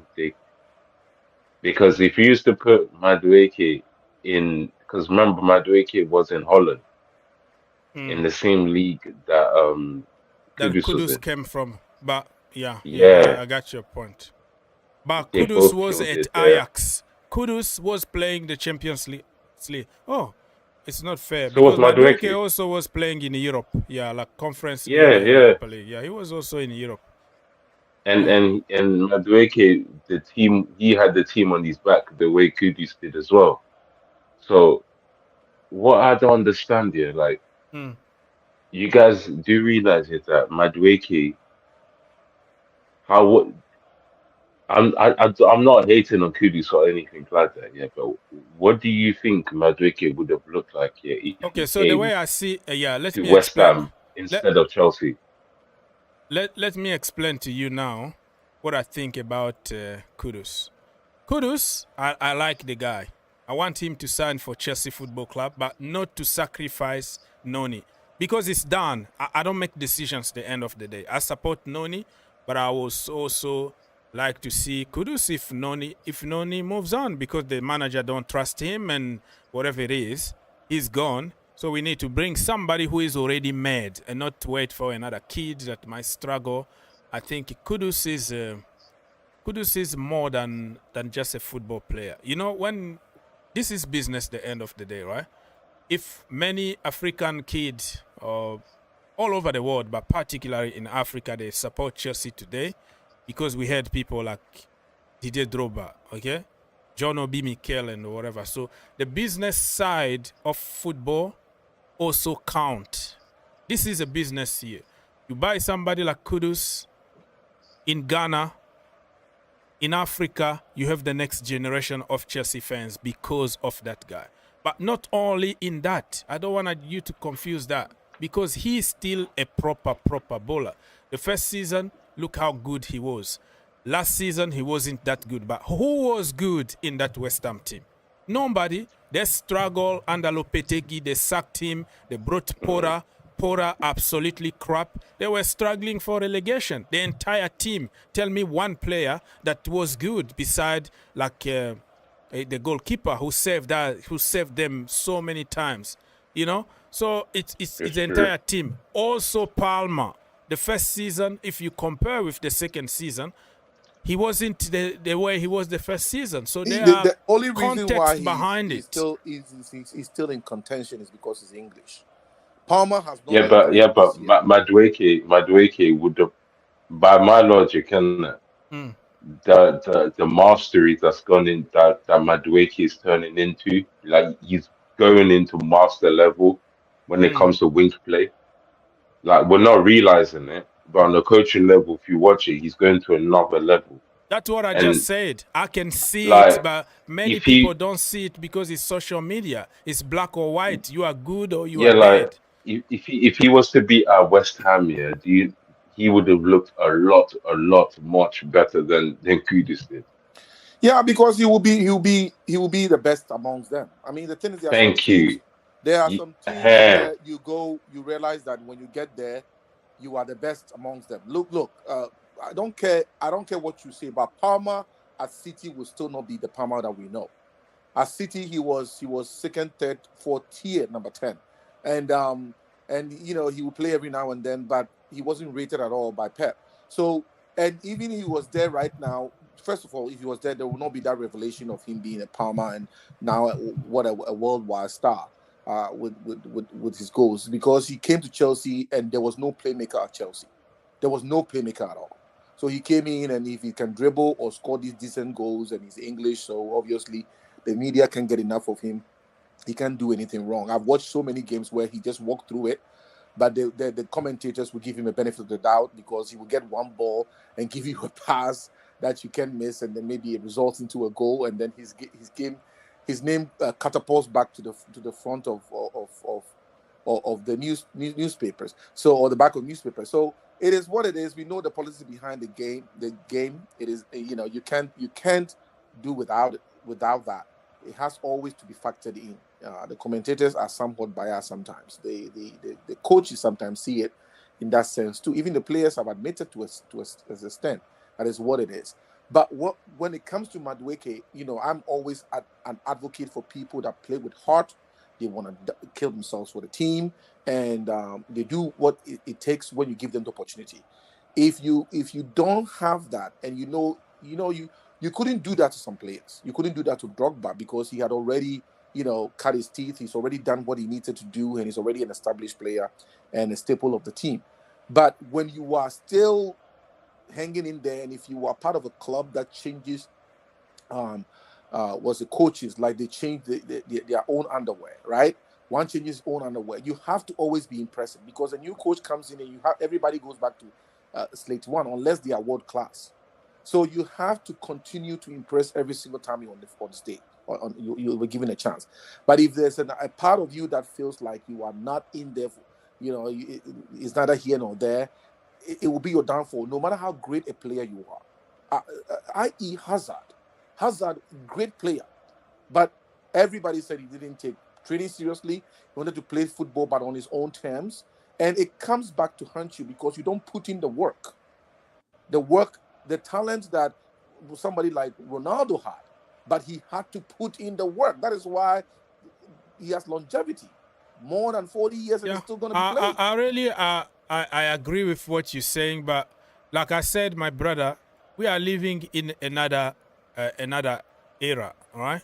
If this is not the era of like Nokia 33 or something like that. We are living in I can't even discipline my blue army of like, can we eat without checking the phone? I'm just giving you a simple example here. So just because the mentality of certain players were like very, very top, they are like monsters. This time it's not gonna take this. It's not gonna be the same, or it's gonna take more time to understand certain things. Like you and me, when we were growing up, it's different than how they are growing up here, and maturity for people is completely different than today. You just sign your contract, you already have a Lamborghini, okay, waiting for you there. You are traveling in private jet and the world is yours, basically. which is different than people who is like riding the bus to get to training, for example. So we have to understand the time that we are living in and understand that people are different. People grow and mature in different ages of their lives. You might find a 16 years old, 17 years old who is very mature, like the way he speaks, the way he does things, the way he cares about consequences. He's going to tell you, I'm not driving because I just had a drink. Oh, it's just one drink is not going to kill. Oh, no, I'm not doing it because it could bring me to jail if I got pulled over. You see other people who are like 20, 24 who still act like a baby. So you don't have just to compare, what happened in the past or why this guy is not doing this and that. I think we have to let the nature act slowly and surely. Yeah, but he has contemporaries. He has people on the team right now who act like they give a damn. Now, I'm not saying that Madueke doesn't act like he give a damn, but I'm saying that if he was to let, like I gave you examples. There are people that are untouchable in the Chelsea team right now, right? That you will not dare even suggest that they are going somewhere unless they are commanding an enormous amount of money. Yeah. And I know that, if you have an opportunity to bring a player like Kudus, which is really far-fetched, I don't even know if they have even talked to West Ham yet. But if you have an opportunity to bring a player like Kudus here, and you are like, okay, financial fair play, who do I have to let go? And you are thinking of Madueke, then you are thinking, oh, what does he not do great that you think Kudus will offer? And those are the things that are the subject of our discussion right now. Like, what are the things that he does not do great? We know that he's, of course, a professional footballer. He's a professional footballer. The operative word is professional. So which means there will be areas that he will be great at, and you need to work with that, and also work with the areas that he's not very good at the moment. But if you are trying to swap players, if you are seriously trying to swap players, then those are the things that we needed to talk about, which is what was the issue? What is the issue? What is the reason why our team will, the club would like to get rid of him? Do we actually believe that though, that Madrid is? Because I don't know. I get the feeling this is all PR. That this whole He might not Madueke. go. He might not go anyway. No, because I feel like this whole Madueke's attitude and they're giving him like the I don't know. I feel like it's a profile issue. I don't feel like talent wise he's lacking it. I don't think he's lacking in that department, and I don't think he would I think struggle just like at West Ham. In the past, I saw today Chelsea trying to use the PR to blame Madueke by leaking information and saying Madueke is open to moving to Arsenal. But they forgot that for months and years, they've been telling us that Madueke is on the market or Chelsea are open to selling him. They don't want to sell him, but if a good offer comes, he's going to leave. So that's what we heard for years. And now all of a sudden, oh, he's open. And now the fans switch now to, because you are open to joining Arsenal, you are not loyal. But all this time, we all knew that they are trying to sell Madueke. So the PR works for idiots all the time. That's why politicians making him worse. It's just like they cook something. Hey, Santos is on the pitch. What? Santos is on the pitch. All right, so I don't know. Give me your score prediction for the first half. Santos is in the first 11. I see. Okay, or maybe they change because of after somebody might feel bad or have a sore leg and they don't want to take a risk. They might change. I did not see. Okay, I'm going to ask you something. I will come back at halftime. You guys give me the score prediction for the first half because I'm gonna have to take a break, take something to eat, and then watch the game. But everything is going to be on the screen, people. Everything is going to be on the screen. Don't go away. Commentary and everything on the screen. Mr. Victor. 1-1. 1-1, first half. All right, come back at halftime. Mr. McKean. First half. First half, 1-0 Chelsea, and I feel like it'll finish 2-1 Chelsea. 2-1 Chelsea at the end. But me, I said 3-1 to Chelsea. Winning goal. 3-1 winning goal from Madueke. Madueke, I don't think he's going to come on because they are trying to sell him. But I respect that. Come back at halftime, my brother. Peace. Okay, everybody, I'm going to leave the commentary on the screen. I'm going to take something to eat. I've been here long time. Very hungry, but I will be with you. Stay tuned. I'm going to open the phone again very soon. Don't go away. If you are sleeping and you don't want to watch the game, you can just listen to commentary.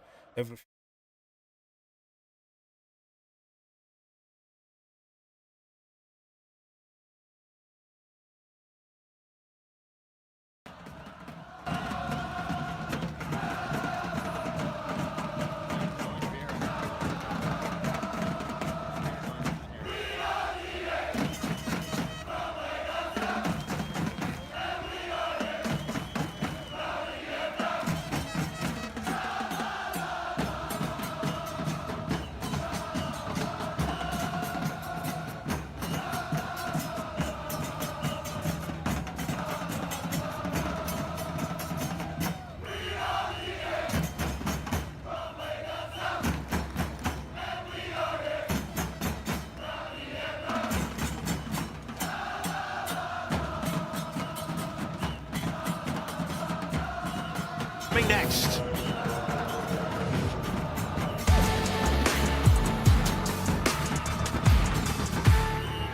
Live only on DAZN, he silenced Britain's best, Usyk the Brit Breaker, but now the dynamite is ready to explode.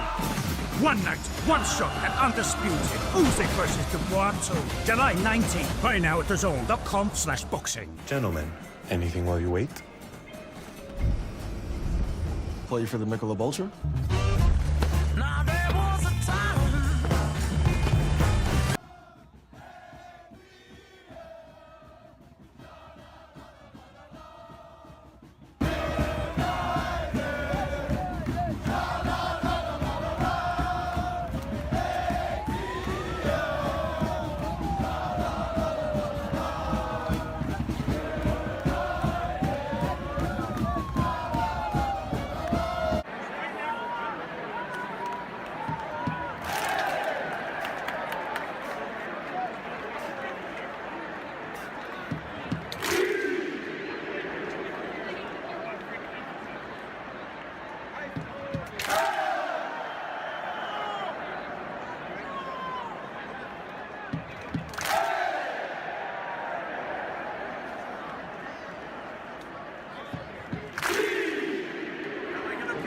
Welcome back to Lincoln Financial Field, and before kick-off, the two teams coming together arm in arm, and they will fall silent in memory of Liverpool striker Diego Jota and his brother Andre Silva, who died in a car accident in Spain earlier this week.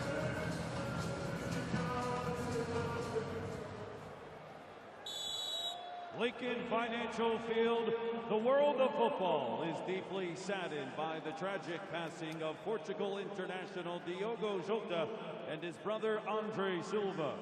Please rise if you are able to honor them with a moment of silence in their memory. On behalf of FIFA and the wider football community, our thoughts are with their family, friends, and former teammates. May they rest in peace.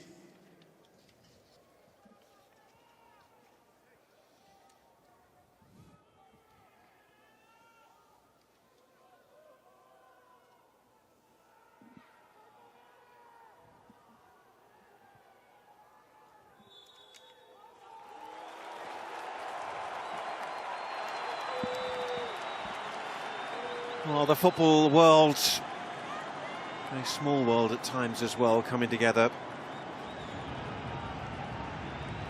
Pedro Neto had just been playing international football with Diego Jota. They'd also played together at Wolverhampton Wanderers in the English Premier League.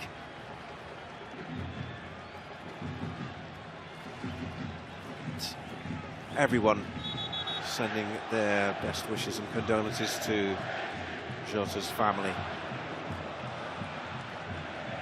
But it is on with the game now, and at this FIFA Club World Cup, Fluminense have already booked their place in the semi-finals. The scene, Philadelphia.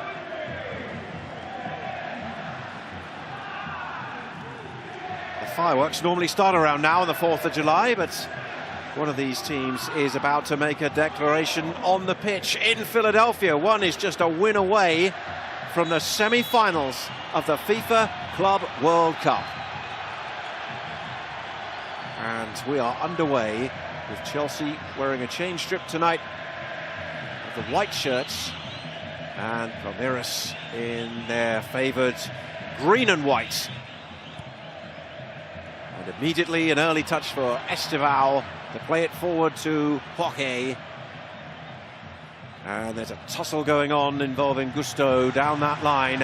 And within 30 seconds, we have the game's first corner. And Palmeiras on the front foot. Palmeiras will look to take advantage of this vibrant crowd. Very pro Palmeiras. Well, as Chelsea has a very good contingency of support inside the United States as well. You can just feel the vibrancy and the energy coming from the Palmeiras section. They certainly outnumber those fans wearing blue tonight. The corner headed away, near post. Returned back out to the left, where they'll manage to keep it in play. EI swung it across there. Reminder of the two teams on the screen for you as the cross comes into the penalty area. Comes all the way across, where the shot was hit hard by Fukish. And it bounced off Cucurella. And Chelsea clear their lines and get it upfield. It's very quickly won back by Emiliano Martinez. And this is definitely a more positive start from the Brazilian side. Here's Jorge. Chelsea standing up, and well, there's the onrushing run from Facundo Torres, the former Orlando City star.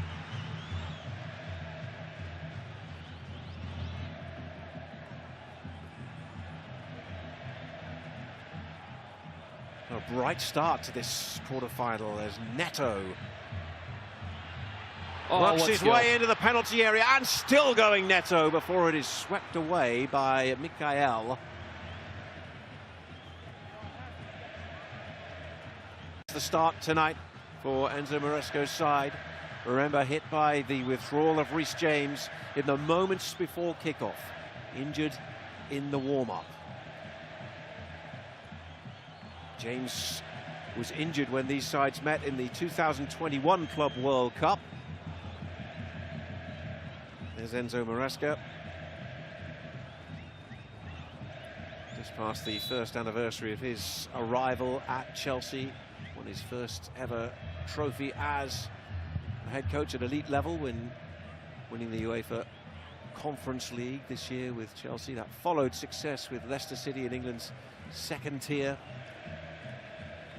There's his counterpart, Adolf Herrera, wearing the black armband tonight. He's won 10 trophies in 5 years in the job and has rejected overtures from the likes of Europe and Saudi Arabia to spearhead the Palmeiras challenge at this Club World Cup.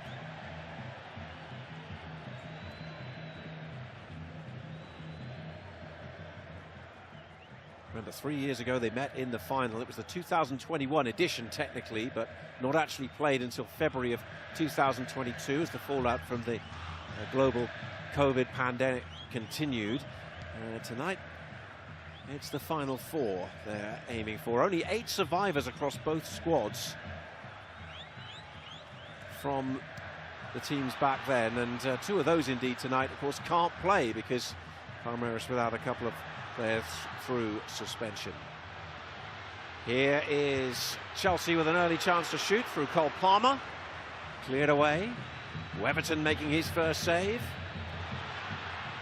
Palmer again, hasn't scored yet, despite having the most shots in the Chelsea team, and he'll get a corner for his side. Chelsea were being patient in their approach, and then finally when they win it back, they go with a bit more speed. And when Cole Palmer gets in these advanced positions, he is exemplary at being able to sell the shot, create some space to get into a tighter position to score. Palmeiras is going to have to close down Cole Palmer. You cannot give him too much distance around the top of the 18. Bit of debate about where Cole Palmer will play up front in that 3 for Chelsea. Seen him on the right and the left.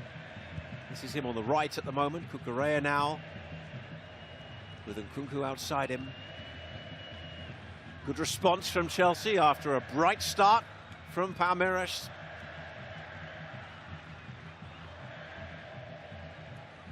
If Palmeiras are going to sit this deep, then Chelsea need to work the ball quickly. And they need to go east to west, ask Palmeiras to do some defending, wait till there's a moment when somebody is lackadaisical in their defensive responsibility, and then penetrate essentially into Delap up top. Patient, pragmatic group.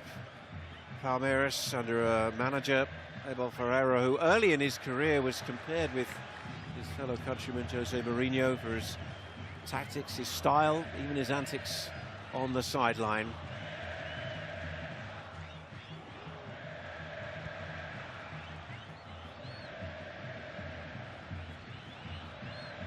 Chalobah gets the start tonight. Just his seconds of the tournament for Chelsea. Benoit Badiashile injured in the victory over Benfica.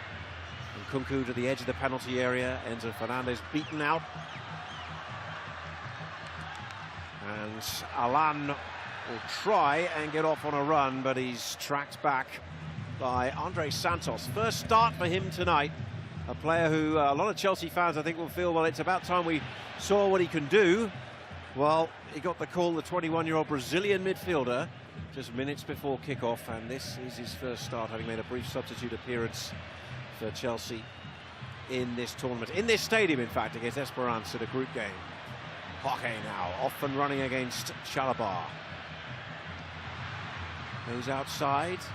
Support inside the box as well from Facundo Torres, but that's Estevao touching it back and helped on by Richard Rios, who's had an impressive tournament. There's a few people who are looking at him now. Alan is on the right, Cucurella there with the header, sends it out for a throw. If Palmeiras are going to sit deep and wait for those moments, then Hoke is going to have to be able to go at it alone at times and then understand when he needs to hold it up and include some of the midfielders.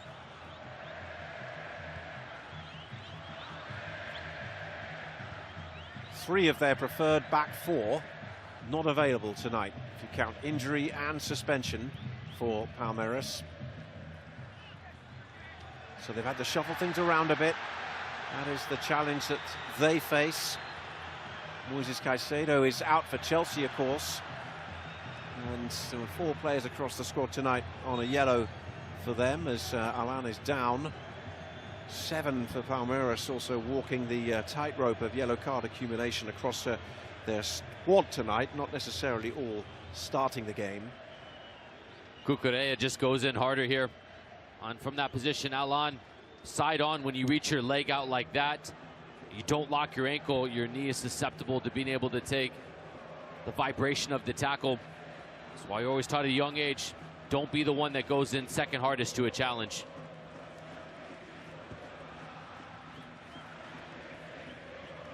Looks like he's okay.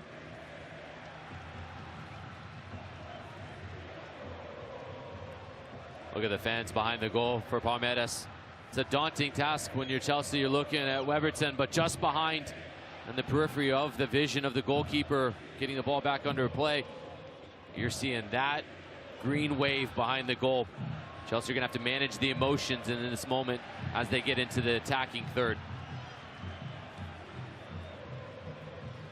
Chelsea starting the night as favourites, but their 1 defeat at this FIFA Club World Cup so far against a Brazilian team and in this stadium against Flamengo. They ended the game with 10 men.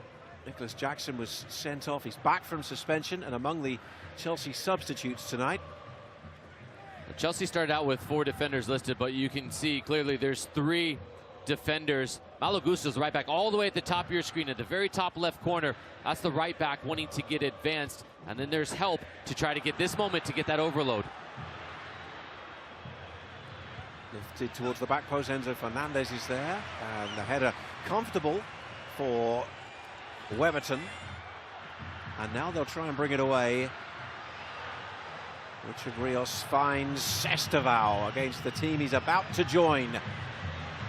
But here he is attacking towards the byline and winning the corner as Cucurella makes the challenge. Robert Sanchez, the goalkeeper for Chelsea, is a better teammate than I would have been, because I would be screaming at Cucurella. Number 3, just watch the way he drops back and lets Esteban continue to dribble.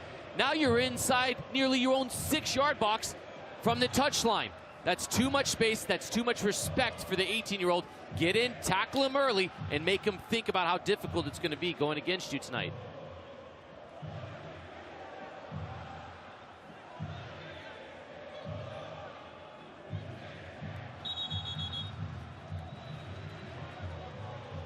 The way Palmeiras are just crowding the 6-yard box. This is going to land right on the goalkeeper's hands with all those bodies around him. That was Rios breaking near post, and that's Sanchez making the catch. Back in the side. They did use Philip Jorgensen against Esperance in the group stage. Give him a game. 10 minutes played then. 0-0 in the second quarter final. Fluminense, the winners earlier on today, so already a big day for the Brazilian teams in this competition. And Palmeiras, the team from Sao Paulo, join them. Alireza Fagani is the referee tonight. He refereed the first game of the tournament, and indeed 10 years ago he was in charge of the 2015 Club World Cup final, won by Barcelona, a team including Messi, Suarez, Neymar. Gusto with the cross in, and that was Enzo Fernandez arriving to make the connection. He wants a corner. Doesn't look like he's necessarily going to get it.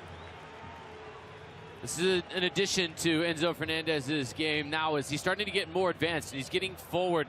Those late arriving runs are going to be a problem for Palmeiras. You solve that with communication and making sure that one of the center backs is aware of where Fernandez is.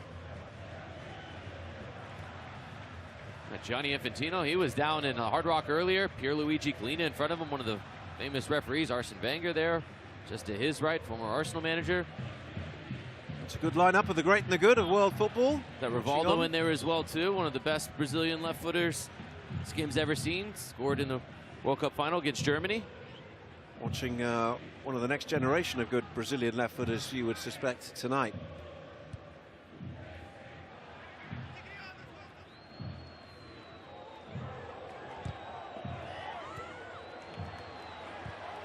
Palmer and Kunku stretched out and got there, and then the follow-up from Enzo Fernandez as Guiai tried to get it away, and ultimately we have a whistle and a little bit of a square off between Guiai and Delap, and then Enzo Fernandez in there as well. Well, Enzo Maresca said about Enzo Fernandez, he knows the passion they have in that part of the world. He's an Argentine, of course, who's played against Palmeiras in the past. And there's the word, just cool it a little bit.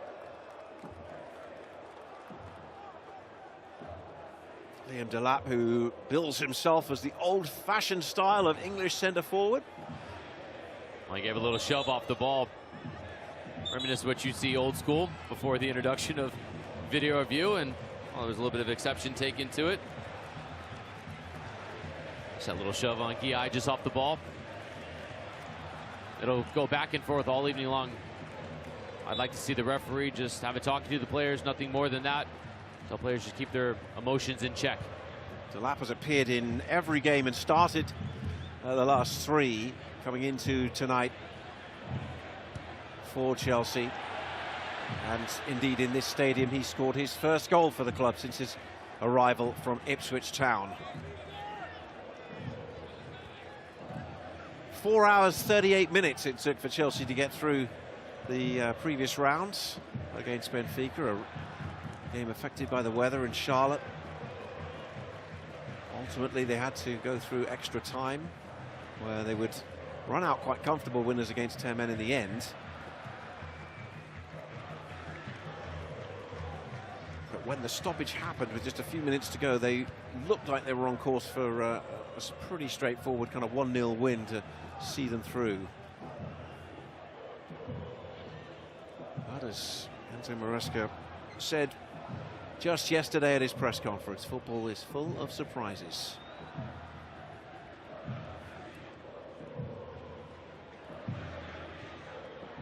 Andre Santos there on the ball, so he has the anchor job right in front of that back line, whether you call it the 3 or the 4, depending on where they are on the field. Fouquet coming across and clears. Chelsea are dancing circles around Palmeiras on the far side with Gusto and Fernandez and cutting over and creating 2v1s, 3v2s. Palmeiras is going to have to provide more defensive support. Quarter of an hour played. New face on the Chelsea bench tonight, João Pedro, who's just arrived from Brighton. Another big money transfer, $82 million Chelsea have paid for a man who I'm sure would love to get on the field. He's from Sao Paulo. Palmer works his way through, finds the net. Cole Palmer's first to this FIFA Club World Cup, and it's a Chelsea first in the quarter-final.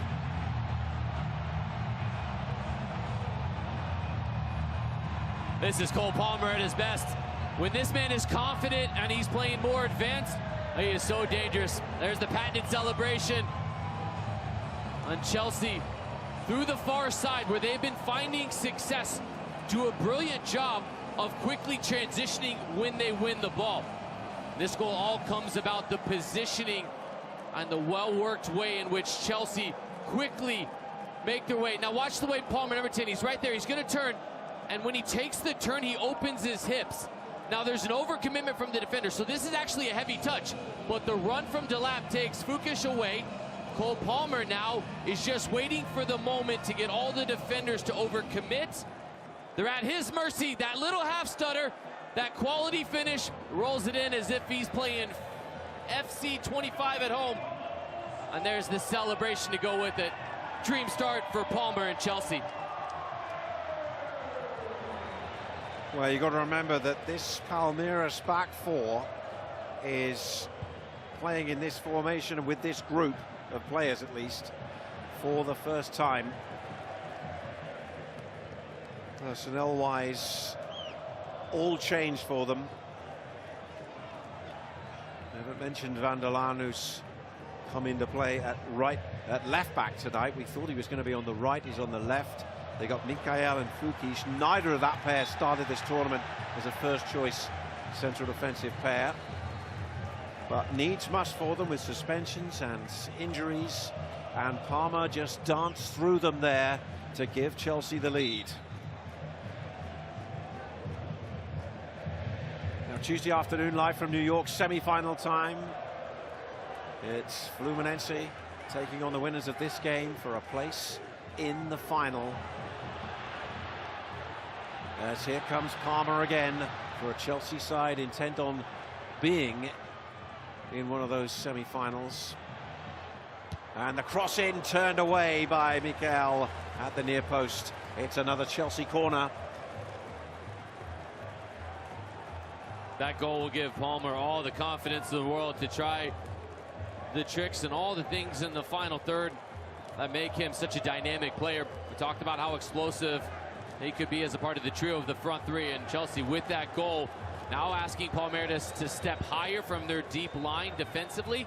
Just going to give more space for Palmer and Neto and Delap to be able to operate.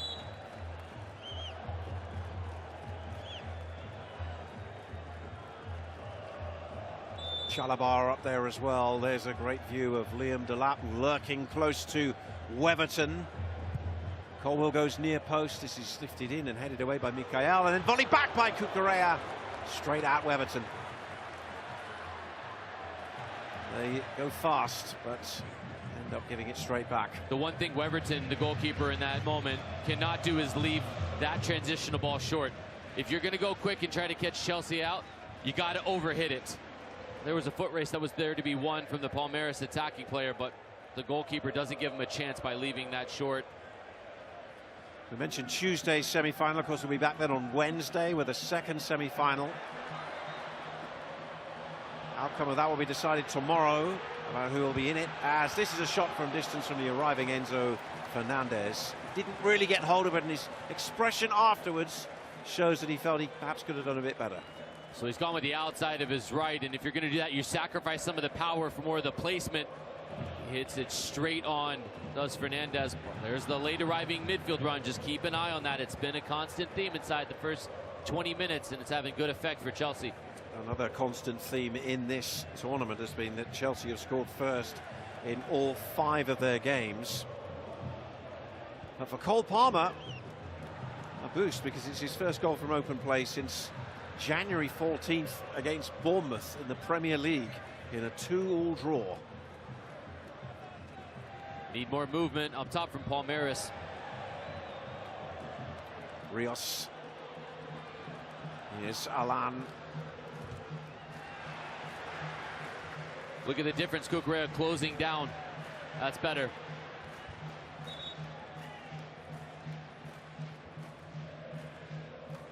There's complaints about the ball. Yeah, I think the ball's popped. It's a souvenir for somebody if they can get their hands on it.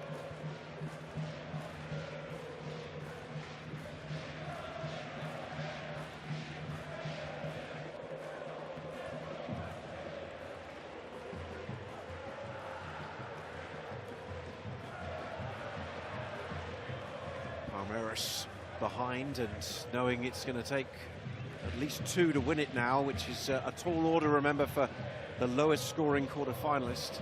Who's just scored 5 goals in this tournament so far, Jamie. There's 2 Major League Soccer players linking up. Mikael just plays it into Facundo Torres.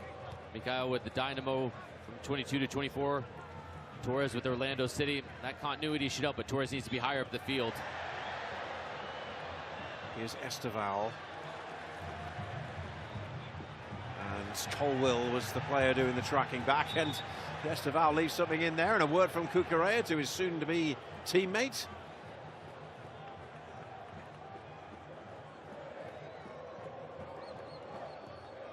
Well, that'll make for an awkward first conversation at the training ground when Esteval shows up, and Colwill remembers him as the guy that absolutely came in and crunched him from behind. Make no mistake about it, this one hurts. That one, and then the follow-through as well, caught him. Cucurella, soon-to-be teammate as well, took exception to it. Esteval at 18 years old, he needs to play with that youthful exuberance, but he needs to be smart as well about the moments when he goes forwards and don't pick up any needless yellow cards. Enzo Maresca was peppered with questions from Brazilian journalists yesterday, and he had to say that the game is against Palmeiras, not Esteval. He also acknowledged that he hadn't actually spoken to the player, and he's met his family, who he said were a delight to meet, but very much shifting things to when Chelsea will report back for their English pre-season as to when Esteval becomes part of his plans.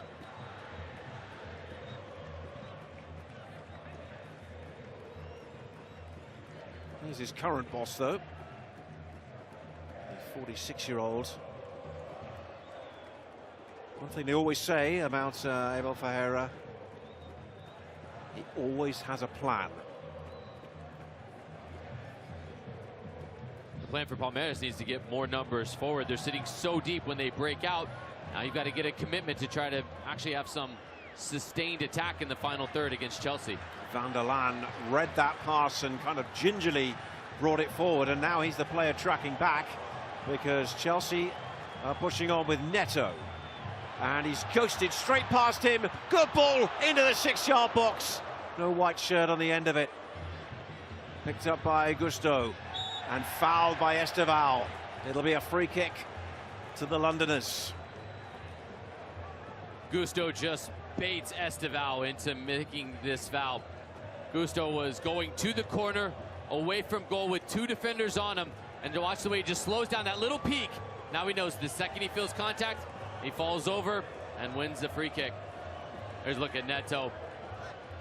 He's playing for something bigger than just these 90 minutes. He's playing for his friend, Diego Jota. And he's been quiet so far. Can't imagine what's going on in his head right now. But in those instinctual moments, you can see the skill to separate and get some really dangerous service off. Here he is. He didn't train yesterday. Chelsea gave him the day off as the news broke of Diego Jota's tragic passing along with his brother in that car crash. They said they would leave it up to him as to whether he felt right tonight to come in and play, and he says he will and is, as that is screwed wide by Chalobah, and it'll be a Palmeiras free kick. Goal kick, I should say. When Enzo Fernandez starts to make those runs through, now there's some shifting that has to be done. There needs to be the reactions from the Chelsea players around, just in a position where Fernandez can dish it off if he runs into multiple defenders just like that. Maybe just a bit reactive in that moment instead of proactive from Chelsea. Chalobah, an unused substitute in that 2021 Club World Cup final, which was won by Chelsea in extra time. Goals from Lukaku and Kai Havertz. Of course, two players long since departed the Chelsea ship.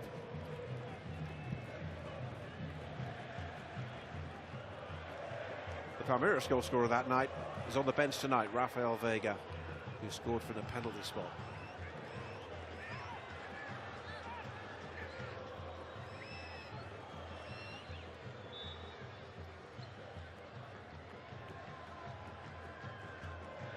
And a problem here for Weverton.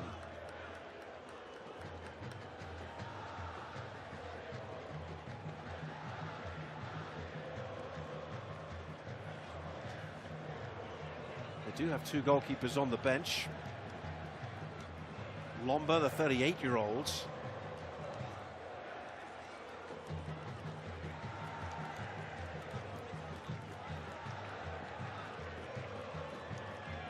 And also Matheus. Here's a look at the goal that separates the two sides in Philadelphia. Just that overcommitment of the defender, Guy. And Cole Palmer was always sort of chasing us after that heavy touch, but he recomposed himself and he slowed himself down. Guy, if he could do it again from a defensive standpoint, he would understand that Mikael is one side. Guy could have also stayed and blocked off that lane. Palmer just used his over-exuberance in that moment to be able to let him run out of position and just simply pass it into the corner. That was a big moment for Cole Palmer. He had gone 2,246 minutes without a goal from open play.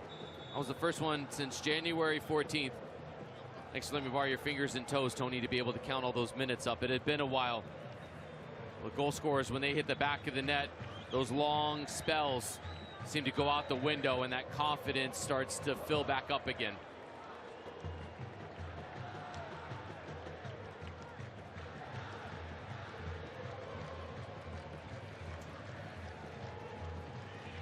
Well, Weverton's going to keep going for the time being. They can ill afford any more disruption to that group at the back. I mentioned 3 of the 4 regular starters not involved tonight. 2 missing through suspension. Piquerez has been excellent at left back as well for them in this tournament. Gustavo Gomez, the 32-year-old centre-back and captain, is out through suspension. Of course, they lost Murillo in that game against Miami, where they trailed by 2-0 before 2 late goals earned them a point and also would win them Group A.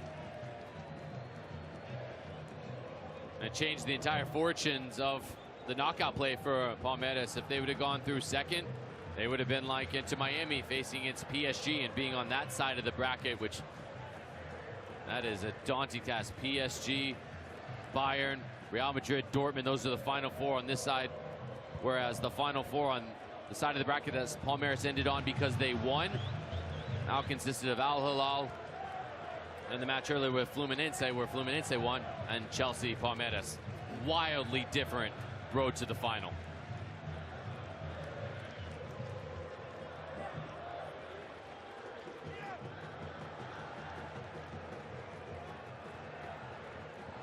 I wonder how different the preparations would be as well in the Fluminense camp if they knew they were playing Palmeiras, a team they play regularly, or if they were playing Chelsea, who they rarely would come up against in international competition. Liam Delap again at the heart of things. So Delap had to push off the ball earlier. He's got this foul here. He is one of 4 players that's on yellow card accumulation warning, so he's got to be smart in order to not have to miss out in the next match.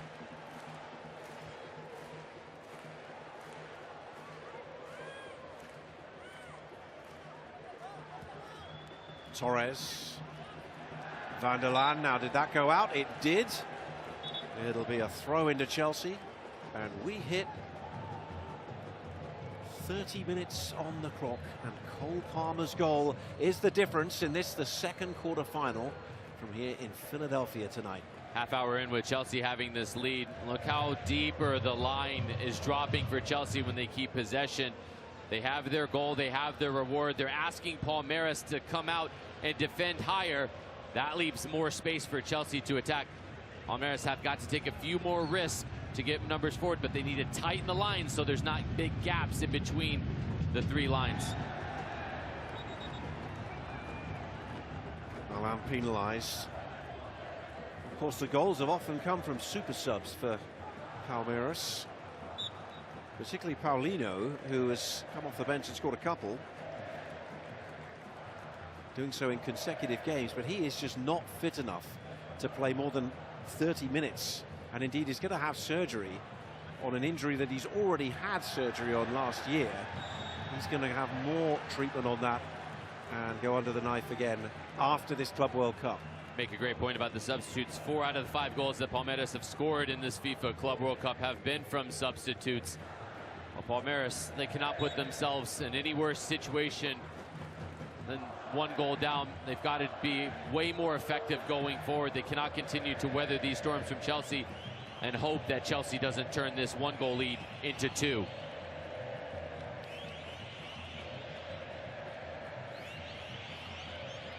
Well, they're a mixed bag when they come up against Brazilian teams at Club World Cups, Chelsea. Their big moment, of course, beating Palmeiras in the final back in 2022. They lost the 2012 final to Corinthians, and of course they lost at this competition to Flamengo.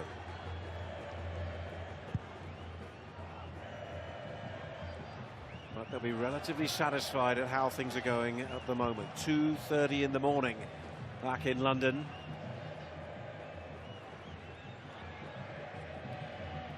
One or two probably just coming in and turning the TV on.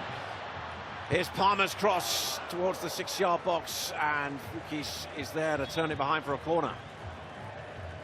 There is so much space for Chelsea to operate. Fernandez took 5 dribbles before he was able to play it out wide, unabated. Neto was able to take 2 touches, 3 touches forward. Palmer's in the box with nobody in his face until the final moment. This is too lackadaisical from Palmeiras, and doesn't Fukis know it? And they're not really bouncing too much behind that goal, are they, the fans in green and white? And caught out as well by the corner for a moment. That was Andre Santos crossing. Helped back in again and headed away by Martinez. Near side, Colwill. Neto for the moment is down on the left. Here's Cucurella. One of those signed by Chelsea in recent seasons from Brighton. Quite remarkable, the numbers. Over $200 million sent Brighton's way for players by Chelsea in recent times. The latest, João Pedro, who's on the bench tonight. 70 million. Throw in Moises Caicedo as well. Smart investments from Brighton, I would say. Great return on investment. Yeah, selling on the investment, but that's what their owner's all about there, Tony Bloom. Now, Palmer. Nkunku! Could have done better. The Palmeiras players are furious when Liam Delap got knocked over. The ball was rolling away from him. It hit his arm that he was using to support himself on the ground. Immediately rolled to Palmer. Watch this when it's on the ground. Watch it hit his hand. And that's where every player immediately from Palmeiras, that's why they all raise their hands in unison. When this goes over, look how 5 of them all of a sudden come over to complain to the referee that was a big missed call. And then Nkunku got the body shape wrong. He's leaning back. He's got to get his shoulders over it to keep that underneath the crossbar. This could be really key matches for Christopher Nkunku. Scored in the last one, of course, but with Chelsea investing such big numbers in New signings, some speculation he could be one of those to leave Stamford Bridge this summer. Same could be said for Noni Madueke, who's on the bench as well. DAZN brings you another blockbuster fight. Alexander Usyk and Daniel Dubois facing off again for the undisputed heavyweight title in London, July 19th. Buy it now on DAZN.com. Oh, Fernandez just crushed Esteval.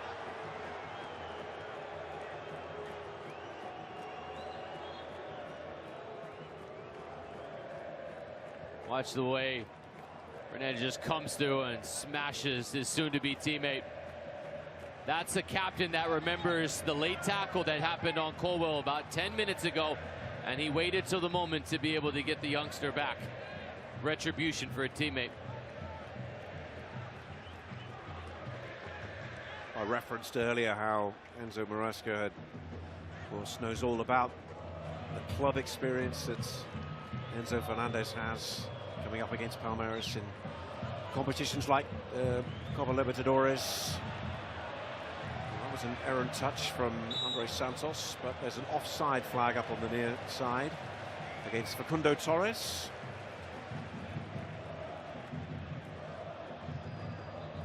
Well, it's a happy 4th of July, and the fireworks so far going off beautifully across downtown Philadelphia. There we go. 1 or 2 on the field so far. And on the football field, at least something's going well for the English on the 4th of July. Andre Santos now sliding it forward. Here's the goal scorer, Cole Palmer.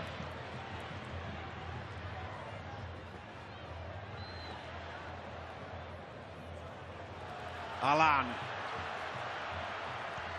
Outside him, Esteval. Cucurella going with him and not letting him go for too long. And he's going to chase him all the way across the field. Look at that battle. Did well. Facundo Torres, and they were unmarked through Alan. Couldn't make the connection. What a chance for Palmeiras, although it would probably not have counted, certainly not in the short term, as the offside flag was up. Great strength from Esteval. But the two players both in an offside position, getting each other's way. Okay, throws off Alan, who would have been screaming for it. Good service from Torres. The only complaint is it bounces right before its arrival, so that makes it a little bit more difficult to deal with. But finally a glimpse from Esteval in the buildup of his strength and his ability to create something when he gets going on a dribble. They just looked a bit too open, though, didn't they, from that cross there? So no surprise to see the flag up. They did. It's really the first time Esteval's been able to have his impact on this match, and just a little bit of chirping going on between Esteval, number 41 for Palmeiras, and number 3, Cucurella, the left back for Chelsea. Just keep an eye on that.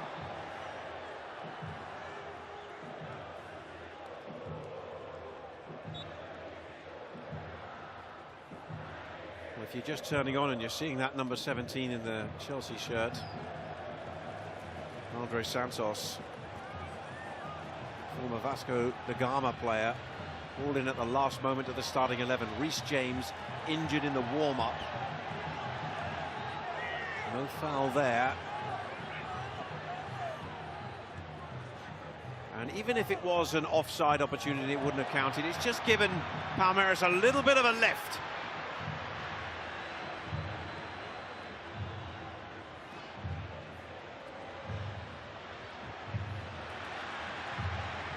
Finally, Koke, well, he wins it back. He's done well. Thought there was a foul in there. Referee said play on. Oh, that's very nice from Cole Palmer. And the release. Neto was being held by Mikael, and that man, the referee, Alireza Fagani, gives the free kick. So the challenge a moment ago that wasn't given. That follow through is what caught Neto, but he won the ball first. Our referee felt like Santos was looking for a foul. That's why he doesn't reward him for falling to the ground. This game's just starting to get a little bit chippy. You can tell it's got the feel of a quarterfinal. That man is showing he's allowing things to play on. He's not giving out too many yellow cards. He's going to let the players decide it.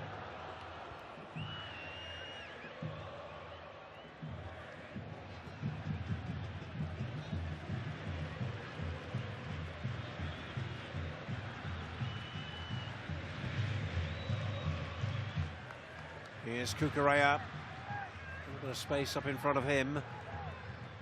Santos help forward looking for Delat by Gusto, who then comes through late. The referee plays advantage.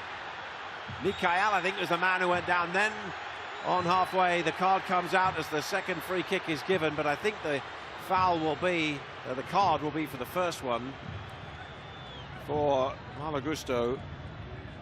Not one of those on yellow card accumulation warning. Just catches the trailing leg. Great skill from Mikael, new addition of Palmeiras. Remember talking to Ben Olsen, the head coach of Houston Dynamo, said he thought Mikael was the best defender in Major League Soccer. Size, strength, skill to be able to play out of the back and develop. That's a wonderful bit of skill check from Mikael.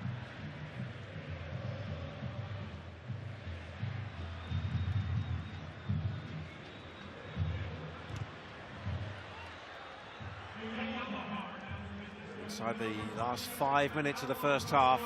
First half largely dominated by the team from the English Premier League against 12-time champion of Brazil, Palmeiras. Winners of the 2021 Copa Libertadores. That's what's ultimately qualified them for this competition this time round. It was Estevao. It's Cucurella, who puts his hands right behind his back. Guiai's cross, and the header was from Van der Laan, arriving the left back, and he nodded it straight down into the surface and straight up into the hands of Robert Sanchez. And now there he is streaking back, because this is Neto.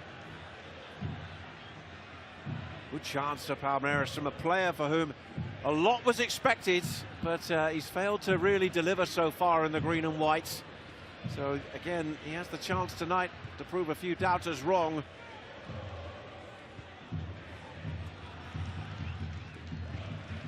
Still only 22, the Brazilian Van der Laan.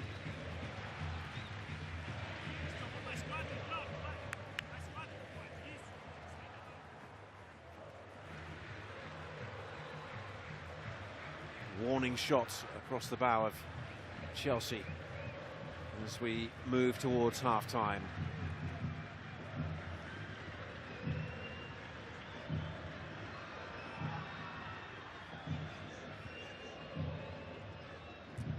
And there's a little bit of pressure as well. That's what's been lacking from Palmeiras, and the first time they get close enough to be able to put Chelsea under pressure, we're able to win something. Ahmed hasn't had too much to do tonight. Robert Sanchez puts himself in the right position to make that save look comfortable. Good footwork from the goalkeeper. Clean catch.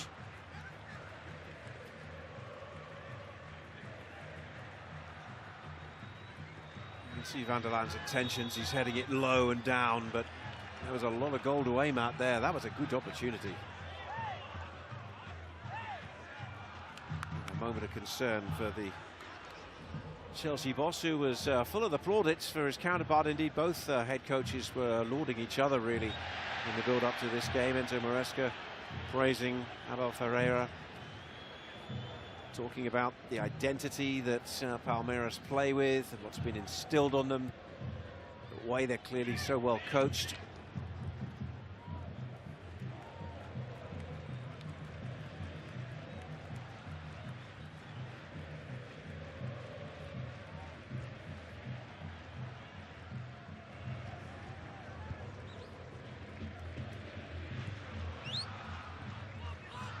Alan helped over the top. Okay, the chase, but a fruitless chase for him.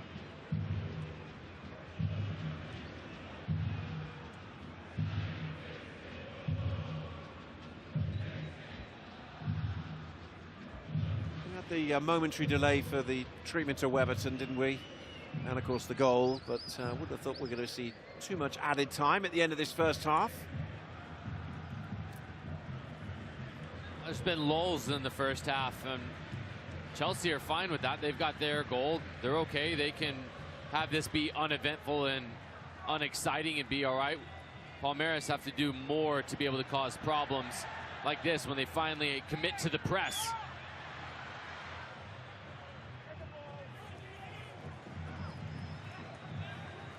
Palmeiras throw.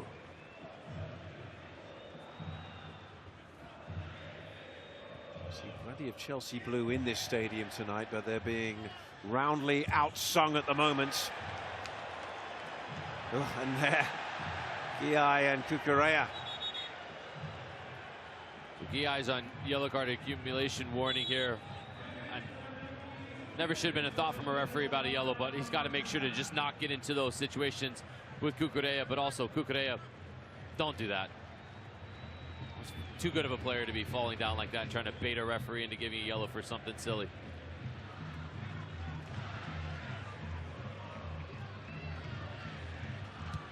Richard Rios. Angled direct ball forward. Facundo Torres trying to get underneath it.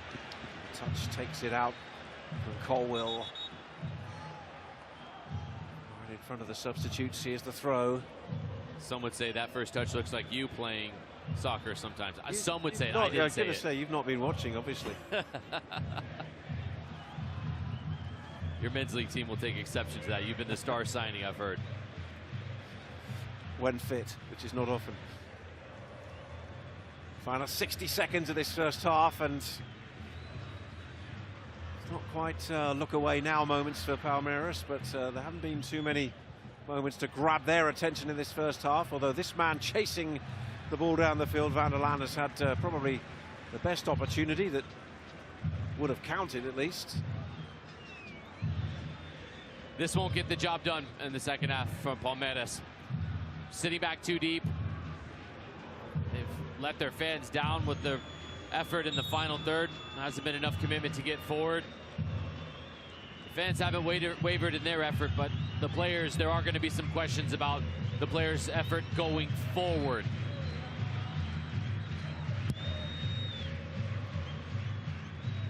What they do know is if they give them any opportunity, these fans are going to get up in arms. Oh, there's a card. It's looks like it's gone to Delap. And therefore, he will be out of the semi-final for that moment with Rios. So Delap's put himself and his future in the semifinals in our referee's hands. But I will say this, I hate this rule. 2 yellow cards in 5 matches against the world's best teams, and now that man and others have to miss a semifinal because 2 yellow cards across 5 games. But nonetheless, Delap, that's petulant and ill-advised. With that,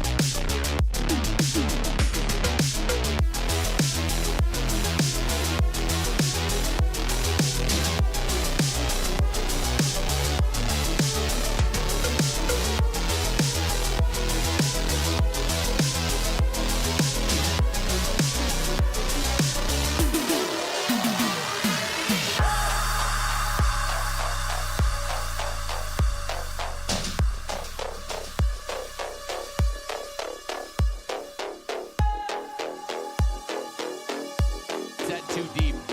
And when they did push forward, they were able to put Chelsea in a position where they were having to play faster than they were comfortable with. That forces turnovers, that forces opportunities, and for Palmeiras, they're going to have to start to sell out a little bit more of the defensive press to go and chase this game in an equalizer. Enzo Maresca's side with the second top scorers at the Club World Cup coming into the quarter-final stage. Ian Delap is still protesting his innocence. It's not going to change the colour of the card. It was yellow before half-time for him. Vastly experienced referee out there from the A-League, Alireza Fagani. Delap's in an interesting position mentally to know that you're going to miss out on a semifinal, a massive matchup, but you've got to make sure to do your part for the next 45 minutes. Cannot get baited into a second yellow card and put your team down, which Palmeiras certainly will be trying to get under his skin to do. And just look at the atmosphere the Palmeiras fans are creating.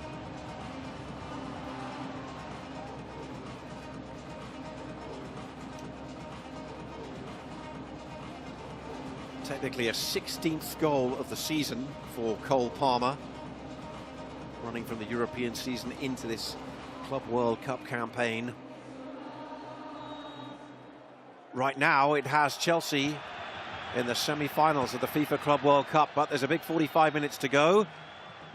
Fluminense are waiting for the winners. Palmeiras got a fight back in them in this second half. What they do have is a free kick in the early seconds for a foul on Hockey. And one big factor in this second half as well could be the substitutions of Abel Ferreira, the Palmeiras head coach. He's been very good at affecting change in the game. A man who's known for always having a master plan. Well, here's one of his master players, Estevao, for now of Palmeiras. The free kick early, Fukis with the header over the top. I think the flag might have been up anyway.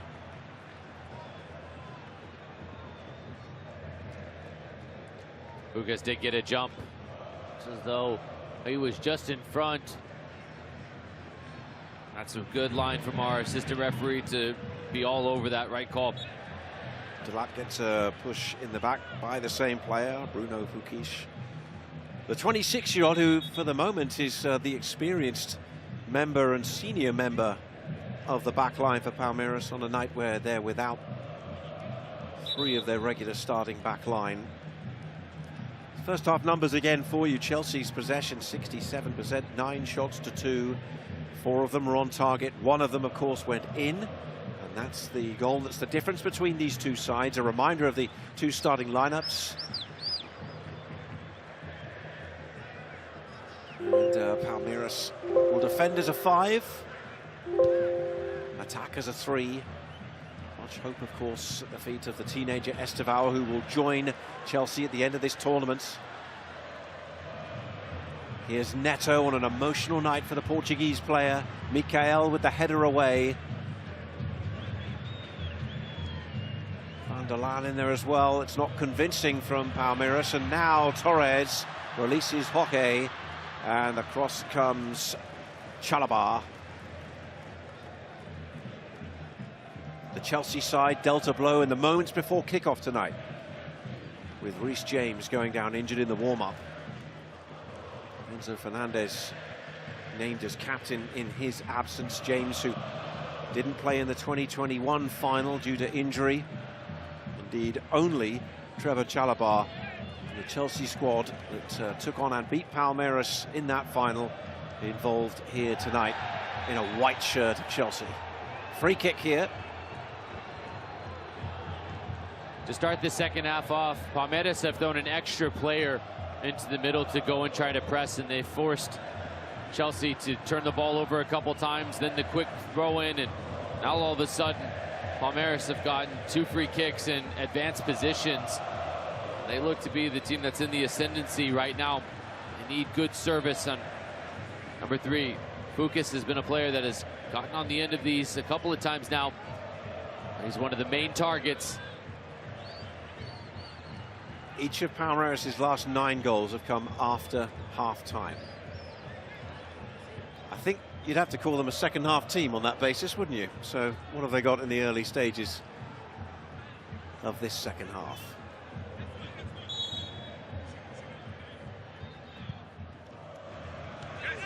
Comfortable one for Sanchez.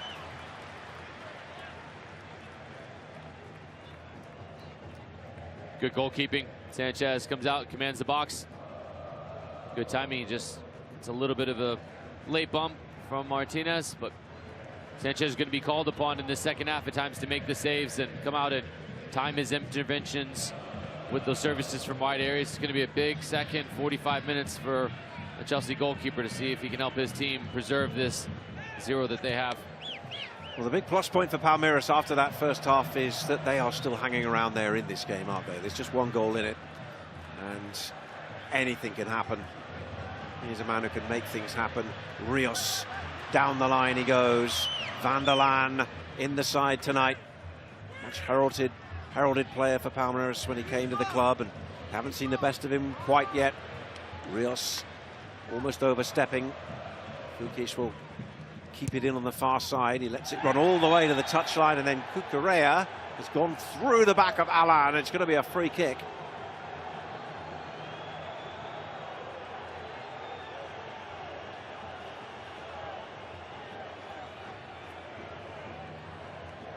Well, you can see the boot has immediately come off from Alan, so Cucurella.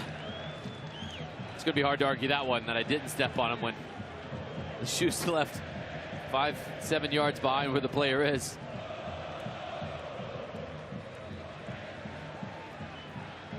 Going back to that point about changes for Palmeiras, no starter has yet scored for them in this tournament. So when does Abel Ferreira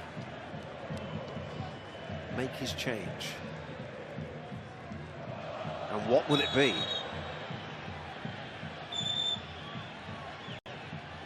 Okay, he has ended up on his backside.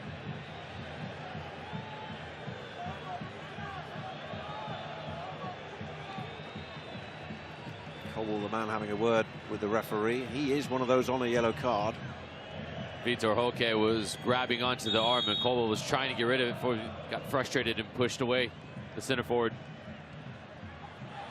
Esteval didn't manage to control it as he tried to spin and turn at the same time and set up a chance.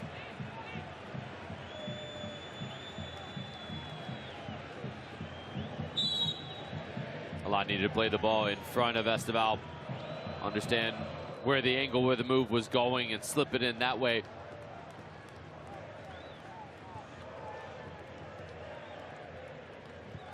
So much attention on Esteval. Of course, there were those much reported comments that he made, which caused a bit of a stir in among the fan base. And thinking about the future, a post-Palmeiras future that will be, of course, in the blue of Chelsea. And I was talking to someone in Rio the other day, and they were saying that the thing is, in a tournament, there is nothing post the tournament. When the tournament's on, there's no tomorrow. There's nothing beyond it. People aren't thinking about it. All they're thinking about is the tournament. And here he is now, going wide, and what a goal!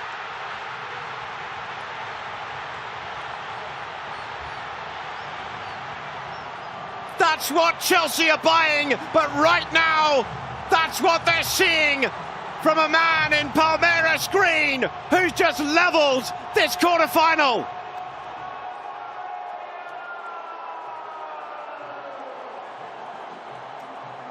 This is when the instinctual nature just takes over of a brilliant mind. The 18-year-old is so well balanced when he receives this. Watch Colwell realizes he's going to be late to receive this, so he's got to pull out of the challenge. And then from the tightest angle, Sanchez takes the little hop over, and this is just banged as hard as he can across the face of the goal.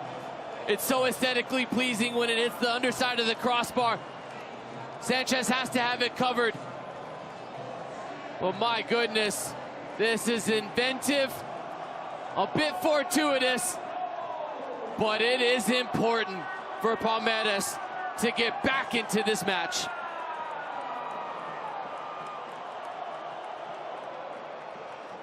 Well, soon he'll make him smile, but right now he's giving him a headache. Esteval explodes at the Club World Cup, and Chelsea, for all their dominance of the game, find themselves pegged back, and it's 1-1. Delap comes out.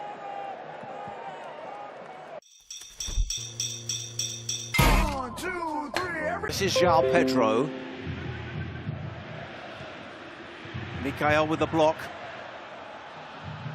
Cole Palmer. It's gone 3:20 in the morning back in the United Kingdom, and one or two Chelsea fans brought out of their chairs in shock, I think, probably, these early stages.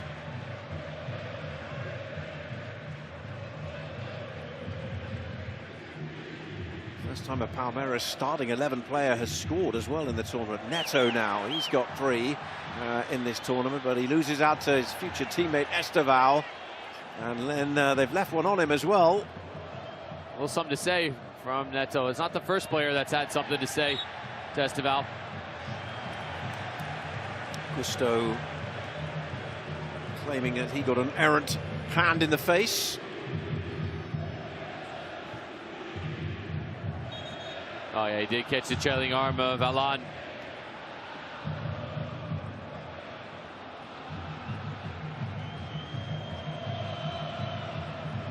Look at these scenes now, the dancing, the chanting. It's never really stopped, but it's the love of their team.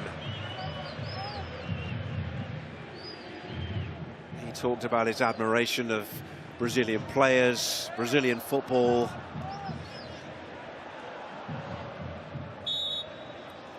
Getting an upfront taste of it right now.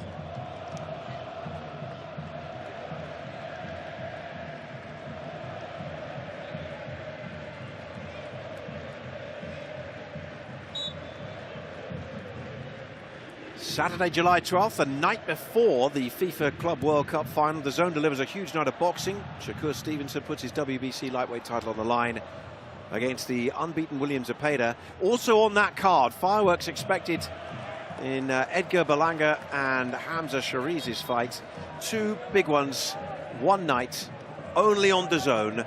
Buy now at DAZN.com.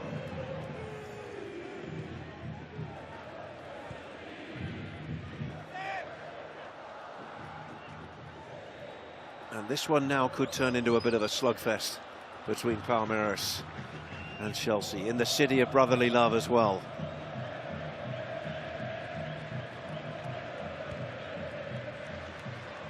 Palmeiras fans at the weekend got themselves well acquainted with the Rocky statue. Oh, looks the part. The green, that's normally the team that's in here, the Philadelphia Eagles. Super Bowl winning Philadelphia Eagles. Oh! It's Cole Palmer trying to get hold of the ball. Palmer has to be very, very smart in that situation. He's one of the players as well that comes into this on yellow card accumulation warning. That's down by contact on this field, isn't it, normally? It's a good call back to that football reference a second ago. There's Richard Rios, who was the man underneath him. Rios is a great story, actually. You know, they picked him up. He was playing futsal a few years back, and Flamengo saw him, signed him, didn't really make the breakthrough there. It's come off for him now at Palmeiras, and there are teams in Europe looking at Richard Rios. We could see him over on that continent in time, but it just goes to show there's some fantastic players out there playing in the other forms of football, not just the 11-a-side. Rios really has been one of the breakout players of this tournament. He's going to need to be influential in these final 30 minutes, though, for Palmeiras. He's been a bit quiet by his standards so far. It was really well read by Emiliano Martinez, and he's off and running. And look, he's got Esteval to his right. He kept going and he hesitated, and Andre Santos eventually made the trailing tackle, having tracked him all the way back. There were opportunities there. Alan and Esteval were up. Cucurella bringing it the other way. Madueke now likes to cut in. Here he goes into the box, and that's deflected behind. It's another Chelsea corner. The tempo of this match is just picked up, looking end to end here, but all of a sudden when teams are going to start to take chances and go forward. You've got to be able to punish your opponent when they're unbalanced. Neither team has really shown an ability to break down their opponent when they're set in their defensive blocks and structure. So in these transitional moments, that's where you can find some deficiencies and some weaknesses to exploit.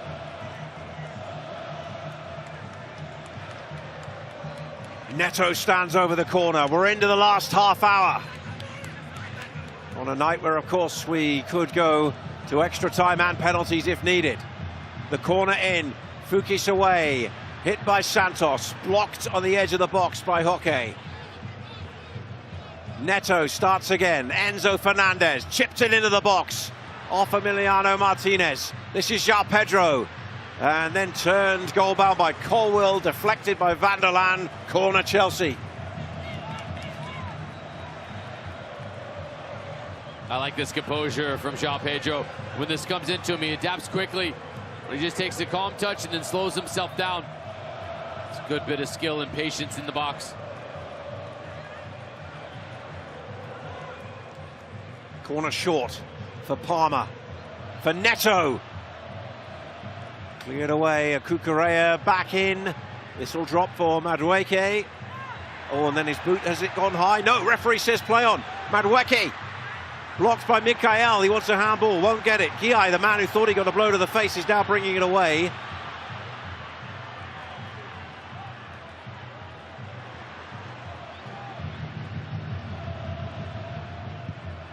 Weberton, that'll do from him. He just wants to relieve the pressure. It's actually a super pass, isn't it?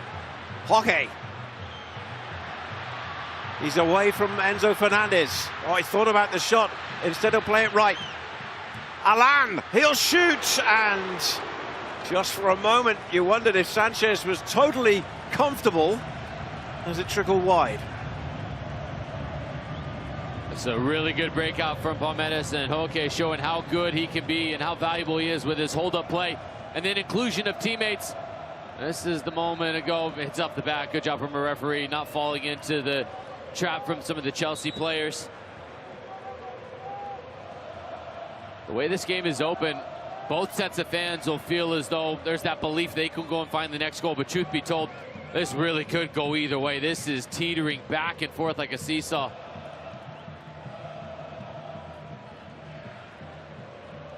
Well, of the Brazilian teams who came to this FIFA Club World Cup, very much the feeling was that there were a couple of them that were highly fancied, a couple that really did see a realistic route to winning it. As Madueke crosses here, and it's gathered at the near post by Weberton. But when you look at the comparison of the spending, the ambition, the time of year, of course, for the Brazilian teams coming into the tournament, potentially the climate as well, the support they were undoubtedly going to get against European counterparts, then you felt that if it all comes together, this could really work out well for a Brazilian team. Palmeiras have had their eyes on this prize for a long time. A lot of the recruitment has been with a view to this tournament. And right now, they've got themselves back in the game and given him some serious thinking to do. You see the buy-in from the players and from the supporters alike. It's been wonderful seeing images from the start of this tournament all the way through to where we sit today. Palmeiras fans have shown up and they have shown out. They are certainly trying to play their part right now. It's 25 minutes plus potential for more in this matchup. And this is what this is all about. This is as pressure-filled as you get. And the irony to all that, of course, is that Fluminense were probably one of the more less fancied of the Brazilian teams coming in, considering form, their roster, comparative strength as well, and yet they're waiting in the semis. João Pedro, and he drags that wide. You just read the lips of João Pedro. He pushed me. There was a little bit of contact, but João Pedro is a bit out of control with this effort. He's just going to try to put his foot through it and lash at it. So that little bit of a nudge has gotten him off balance, and he never recalibrated, got his feet sorted again. Whirlwind time for João Pedro, as his new manager said yesterday, he was on holiday. He's gone from the sunbed to the pitch.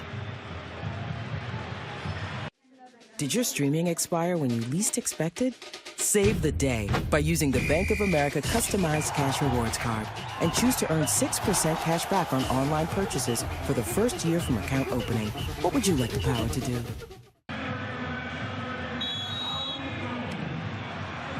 Substitutions have been such a big factor for Abel Ferreira, the Palmeiras head coach in this tournament. And he's brought on Mauricio and Paulinho. And of course, Paulinho has been the goal-scoring super sub for them the last couple of games. Off have gone Facundo Torres and Alan. As we approach the final quarter of regulation time, of course. Don't forget, there has to be a winner tonight. We'll have extra time and penalties if we need it.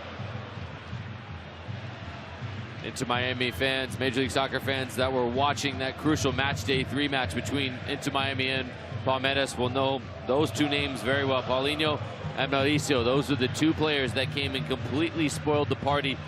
Paulinho's goal in the 80th minute, Mauricio's equalizer in the 88th minute undid that 2-goal advantage that Miami had, changing everything within Group A, sending Palmeiras to the top of the group to arguably, although I wouldn't listen to much argument, the weaker side of the bracket to the final, and sending Inter Miami into the very difficult side of the bracket. PSG, Bayern, Borussia Dortmund, Real Madrid, all to come tomorrow from the Club World Cup. João Pedro now into the box, forced wide. He's taken it too far, has he? It's turned away, and indeed he did. It's going to be a goal kick to Palmeiras. Seeing glimpses of what João Pedro can do. Just good change of pace, good balance. Just a heavy touch there. It always did feel like it went out, and it was the right call. Our assistant referee was on the opposite side of the goal, so that was maybe a bit of a feel for the game from our assistant referee to see that one, but it did feel like the right call. João Pedro was actually part of the Brighton team which knocked Chelsea out of a cup competition this year, the FA Cup. Sent off at Brentford at the end of April for Brighton, and that would ultimately be his farewell to the team from England's South Coast. Yet more business done between Brighton and Hove Albion and Chelsea. What's going to be interesting here is Paulinho has come on. He is woefully short of fitness. Good to go for probably 30 minutes. If this game goes into extra time, as Sanchez is a little bit loose, but ultimately gets away with it. If this game does go to extra time, we could well see him brought off again, as he was in the round of 16. Enzo Fernandez for Chelsea. Through the legs of Gusto, tracking back was Paulinho. And then a heavy touch from Gusto, sends it out of play. As good as Chelsea were in the first half, they have been equally as poor in the second half. It has not looked clean. They have looked like they have really struggled to adapt what Palmeiras has done to counteract what Chelsea was doing in the first half with great success. Chelsea really need to be able to get on the ball more. They need more movement, more involvement from their front three in a cohesive manner instead of 3 individuals trying to get the job done by themselves underneath João Pedro.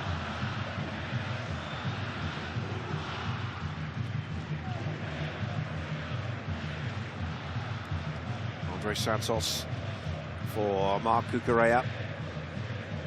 We're into the last 20 minutes now in Philadelphia. A place in the semi-finals against Fluminense for the winners tonight. It's a good step up there from Mikael. He's been hampered by injuries since he's been at Palmeiras, but has been impressive when he's had the opportunity to get out there on the field. Rios trying to go down the right, Esteval there as well. It's his goal that drew Palmeiras level from an acute angle. Paulinho. And the run's been made, and then at the near post, Hockey was arriving. It's sent behind by Colwill, and it will be a corner to the team in green. Wonderful interchanging play.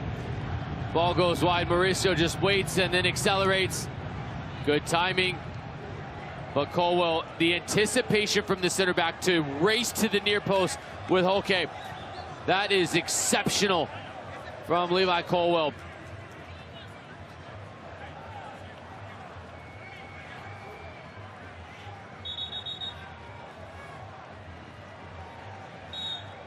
Estevao with the corner.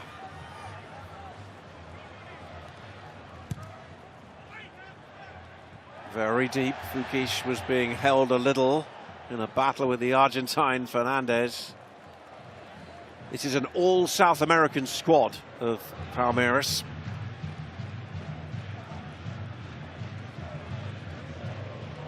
Almost exclusively Brazilian, with a smattering of Uruguayan and Argentine and Paraguay in the full roster that's here for this tournament.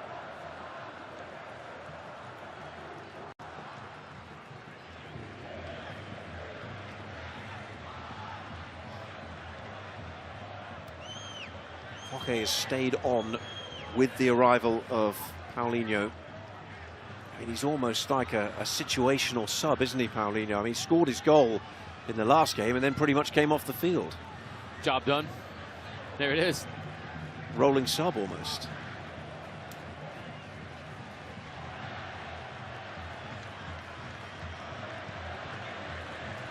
Van der Laan. Paulinho. Heavily right-footed. It was seen as something of a moment of triumph that he scored with his left in the Botafogo game. Madueke takes on his man and delivers the ball via a deflection. It's behind for a corner. Madueke is so good in these 1v1 situations. It's his strength. So if the Chelsea players start to break out, they need to get it to him early and let him go 1v1 and just worry about the secondary action. When he drops the shoulder and he makes his move, he gets to the end-line, that's when João Pedro needs to go crashing to the front of goal. You don't need to go and help Madueke and bring a secondary defender over there. Leave him 1v1.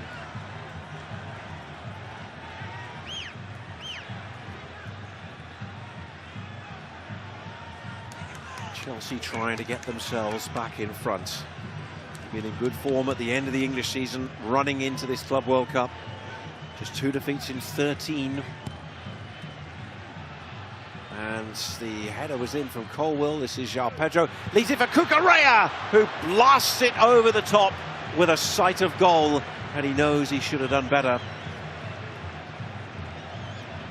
You've got to challenge the goalkeeper from this distance. Cucurella was all by himself. This probably would have come back, actually, if this had been in the back of the net. João Pedro was in an offside position when the line reset off the header from Colwill. That is a predominantly left-footed player trying to kick it with his less than preferred right foot.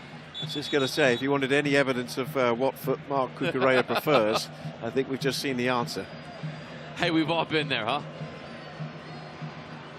I heard you were a two-footed genius in your day. That was one of the great traits of Jamie Watson in all the levels. Remember, you played every level of North American soccer. You're too kind. I'm glad somebody lied to you, Tony. Yeah. Which way do you say? Bottom to top or top to bottom? Yeah, you covered them all. Okay, now to take this throw in from the left-hand side. A couple of changes being planned as well.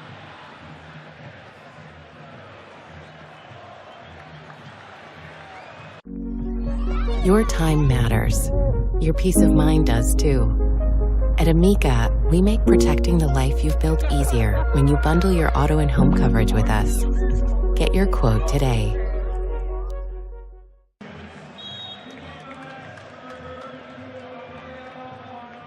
Emiliano Martinez has come off and Vitor Roque has come off as well, and on in their place Moreno and Jose Manuel Lopez, who has scored in this tournament already. The 24-year-old Argentine. That superior player of the match, I think, is yet still to be determined. I think this match is set up for there to be a hero, potentially a zero. One mistake, one moment of brilliance is what this match looks like. There's only the difference between the two teams. A couple of players been carrying injuries have come on. Here's Estevao.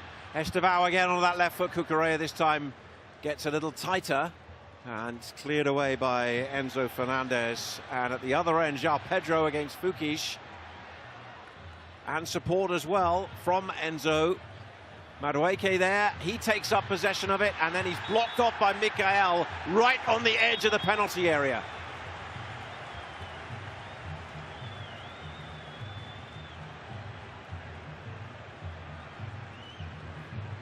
I'm not so sure that Madueke is getting to this, but he puts it to the legs of Mikael, and there's no effort from Mikael to try to play this. He's just getting in the path.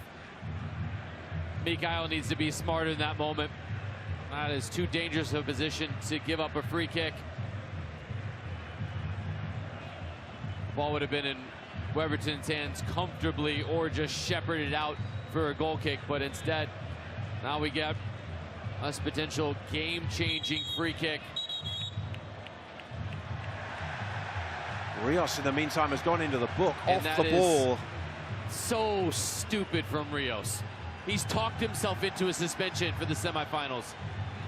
That's right, it's his second yellow card of this FIFA Club World Cup. He's out of the semi-final in New Jersey against Fluminense if Palmeiras make it.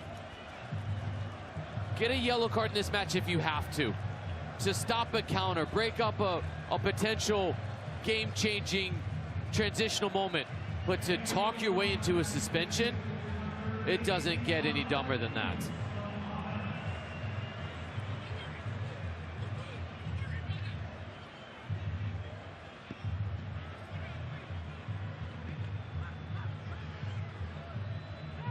Now Weverton, who was in that Palmeiras side, beaten by Chelsea in the 2021 edition of the Club World Cup. Lines up his wall. Cole Palmer and Enzo Fernandez standing over the free kick. Palmer has already slotted one in with that left foot. Odds on him hitting this here. 1-1. Referee's not happy with this wall.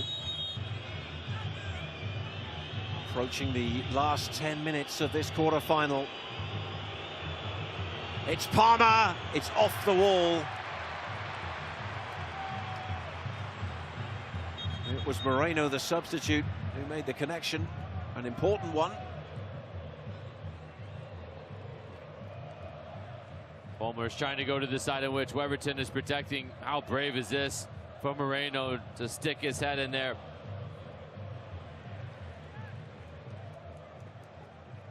Moreno, who's come into the game, one of the players trusted in that engine room by his head coach, Ferreira. And if he'd been fully fit, he would have started this game. So they got Paulinho out there, not 100%, far from 100%. And they got Moreno out there as well, who's had his injury issues. He's made 2 starts and now 4 appearances in this competition. Cucurella with the cross. Oh, that took a deflection off Guy and actually went straight into the grateful hands of Weverton.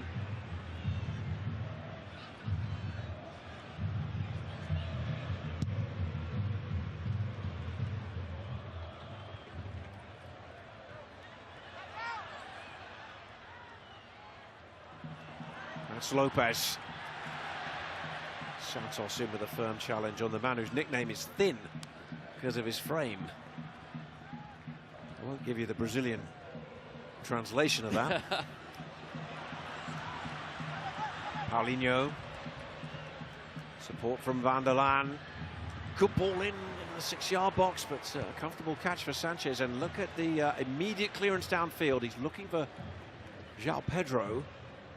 Fukis was there. Palmer to retrieve. Chelsea with mixed memories in this stadium. As a club, they know the venue very well. First played here 21 years ago under Jose Mourinho. But it's their 3rd game here at this Club World Cup this time around. They beat Esperance, they lost to Flamengo. Of course, Palmeiras beat Botafogo here last Saturday. Madueke running at Guy. Here he comes for Chelsea. Skipped past the challenge. I think the ball went out of play again as he got the cross in. Tell you what, there was a challenge goes in here from Guy. Good integrity shown from Madueke. He felt a little bit of contact. He fought through it and stayed on his feet in the box. Rios, room in front of him. Esteval now, man in the middle is Lopez. Cleared away by Chalobah, not very far, but Chelsea will regain possession. Enzo Fernandez, this is starting to get a little bit stretched inside the last 10 minutes of the quarter-final. 2 more to come tomorrow. PSG Bayern, Real Madrid Dortmund. The world's best centre stage. Enzo Fernandez hits it, and it is blocked by the substitute Mauricio behind for yet another Chelsea corner. Our shots for a handball. This does hit the arm of Mauricio, but his arm is tucked into his body. Never a penalty kick, but that is a good bit of Enzo Fernandez willingness to run, get into the box, have that effort towards goal. 8th quarter, taken short, work to the left. Gusto's cross, deflected it in!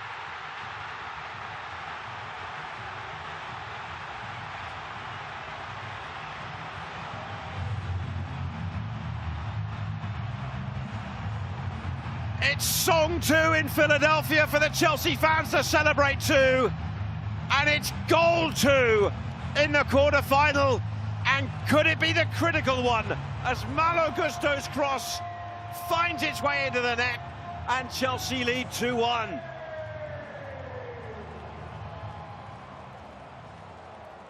Chelsea had been pushing from the wide areas. And this time, keep an eye on number 8, Rios. As this cross comes in, Rios is just going to put himself in the way. There's that deflection initially as it comes across, and there's the one. It takes a deflection off of Guillai. It could have been Guillai, could have been Rios. Everybody going one way, but Weberton has to do better than that. Sometimes it's better to be lucky than good, and that is the sun shining on Chelsea's face. It's not the prettiest goal, but at this level, results are all that matter. And Chelsea have gotten themselves into a position to be minutes away from the semifinals. Officially, it's going to go down as a Weberton own goal,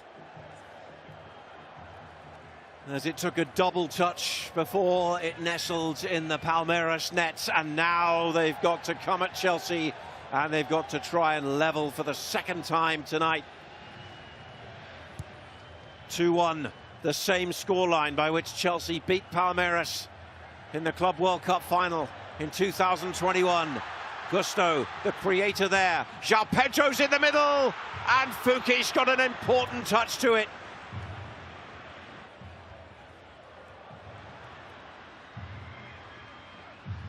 Mauricio calmly brings it away. The team in green and white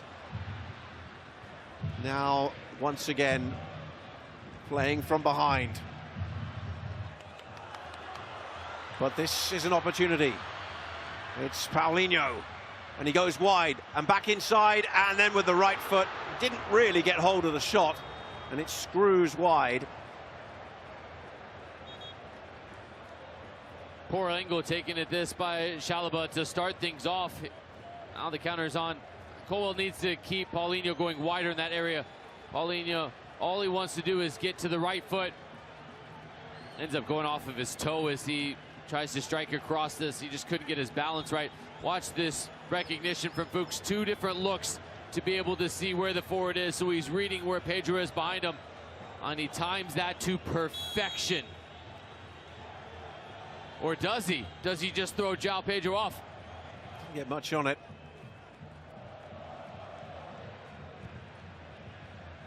Tomorrow afternoon, we bring you another huge quarter-final here in Atlanta. Champions League winners PSG taking on the German champions Bayern Munich for a semi-final spot. This one sure to be huge. Coverage starts from 11 o'clock Eastern. It's live and free. It's on DAZN and TNT. PSG, Bayern Munich, the first of a double-header for you tomorrow, followed by Borussia Dortmund and Real Madrid. I mean, Saturday afternoon soccer doesn't really get much better than that.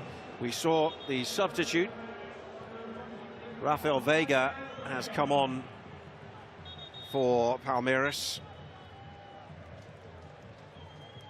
And Richard Rios, who we earlier remarked upon, was booked, and of course will miss the next game is out, and Levi Colwill is also now booked, and that's him out of the semi-final as well.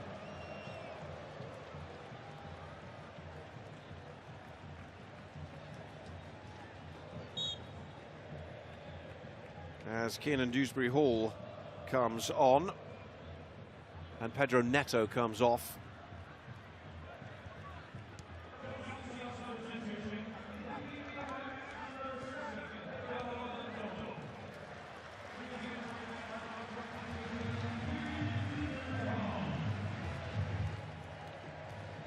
So a number of players now know that they're out should their team reach the Final Four. Chelsea in pole position inside the last 5 minutes.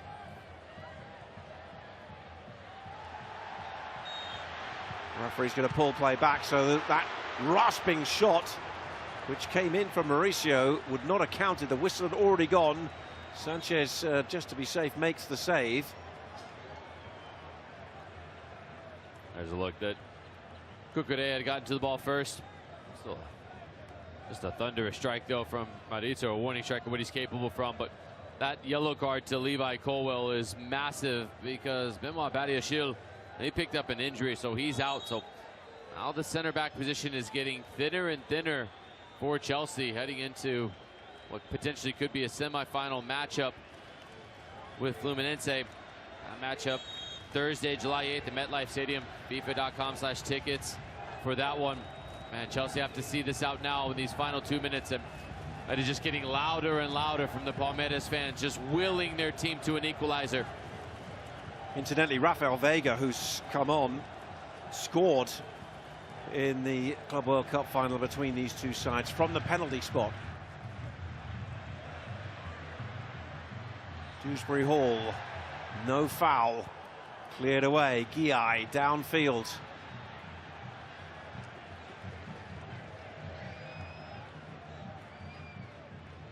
Well, Weverton will not sleep too well tonight when he thinks about this. It takes the deflection, but for that to be an own goal for the goalkeeper, that is going wide. It's a cross that sights him, and maybe it's officially going down as an own goal because it was such a bad involvement from the goalkeeper in action to try to save it. Well, I think the argument could be that Gusto's cross actually may not have been going on target. So then you're in a question of which of the two players is actually deflected the ball in, and I suppose really it should be the defender that it crosses. is, but it's Weverton who bumps it in with his arm, and I think neither goalkeeper will be particularly happy with the 2 goals we've had in the second half. I think Sanchez is caught in a really bad spot with the equaliser, as good as a finish it is from Esteval. Make a great point there. Both goalkeepers are better than what they've shown in the second half when they've been called upon. Final minute of regulation time. Palmeiras are looking for an equaliser to keep their Club World Cup dream alive. Esteval could be in the last minutes in a green shirt of Palmeiras before he swaps it for the blue, ultimately, of Chelsea. Mikael. Down went Lopez. No foul. Chelsea play on. Cole Palmer scored their first tonight. Dewsbury-Hall is outside him, and Palmer is going to elect to play it out because Lopez has stayed down. And we're going to see more from the fourth official, and it's to tell us we have 4 minutes of added time, and indeed we are going to see Chelsea make one more change. And Andre Santos will be withdrawn. Santos not supposed to start this match, only filled in at the last moment for Reece James. I thought he did a really good job of being physical when he needed to, keeping possession when the game called for it. A few runs back, tracking back to stop some counterattacks. That was a really good first start for Andre Santos. Dario Asugo comes on.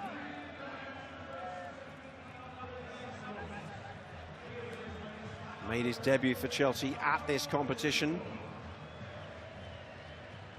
With Caicedo out, there was some suggestion perhaps he would get a start tonight. A minute of the 4 minutes of added time has elapsed, but we'll probably go a little bit beyond that as well. Fluminense, the interested spectators, as that's an uncomfortable moment for Madueke. Fluminense, you remember earlier today, beating Al-Hilal to secure their place, one Brazilian spot in the semi-finals to be played at MetLife Stadium in New Jersey. Tuesday and Wednesday, afternoon games.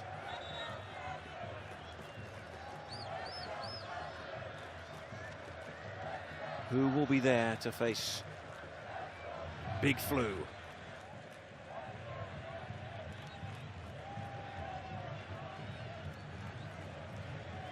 Palmeiras are just hoping to get one more opportunity. The likes of the substitute Paulinho and Mauricio, those look like they're the two likeliest to combine for it, but Chelsea are just going to try to see this out and stifle any sort of momentum or opportunity for Palmeiras.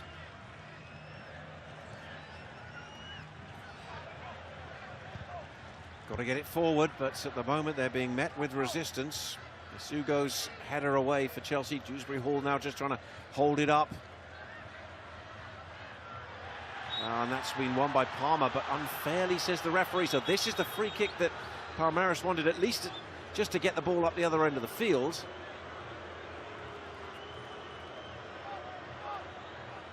Vega, the man who goes down. Weberton restarts play. Here's Vega. Maybe just over a minute to go, and they've given it away. And it's Cole Palmer for João Pedro, the new signing.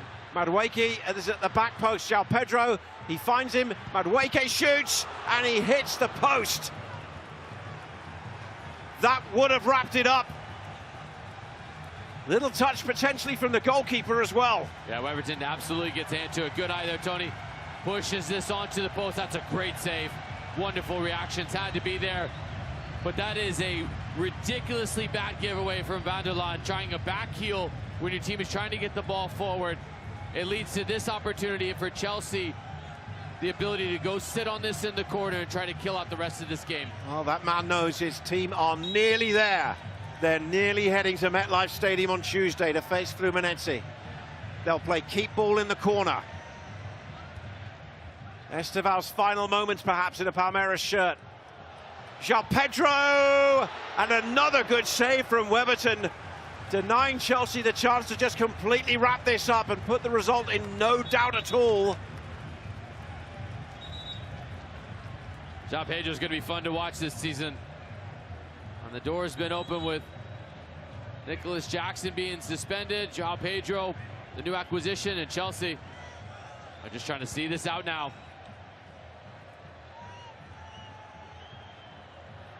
Esteval. Well, maybe Palmeiras will get one more chance. We've gone past the 4 minutes. It's going to have to be very quick. The Chelsea bench are saying, referee, blow your whistle. Time's up. Well, it isn't quite, but it's booted away by Cole Palmer. And that is it. Independence Day is Chelsea's day at the FIFA Club World Cup. They're into the semi-finals.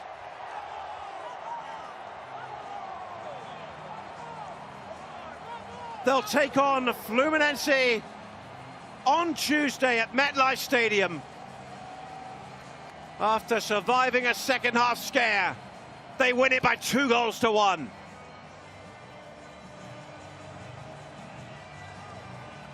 Good team spirit shown by Chelsea. It wasn't the prettiest second half, but they were able to get their noses across the line. In knockout tournament, performances don't get remembered, results do. And they do just enough with a bit of good fortune, a bit of good luck, and some good resiliency to see it out in a professional manner after they got the goal. The FIFA Club World Cup is denied the all-Brazilian semifinal, but we are treated to another matchup between a Brazilian side and this Chelsea side in the semifinal. They'll be without two important players, Delap and Colwell, picking up yellow cards. So Enzo Maresca will have to dial up the right numbers. But Esteval, his final moments, one chapter ends as another one begins. He will soon swap the green for the blue of Chelsea, and no doubt he'll be a spectator supporting his new employers on Tuesday in New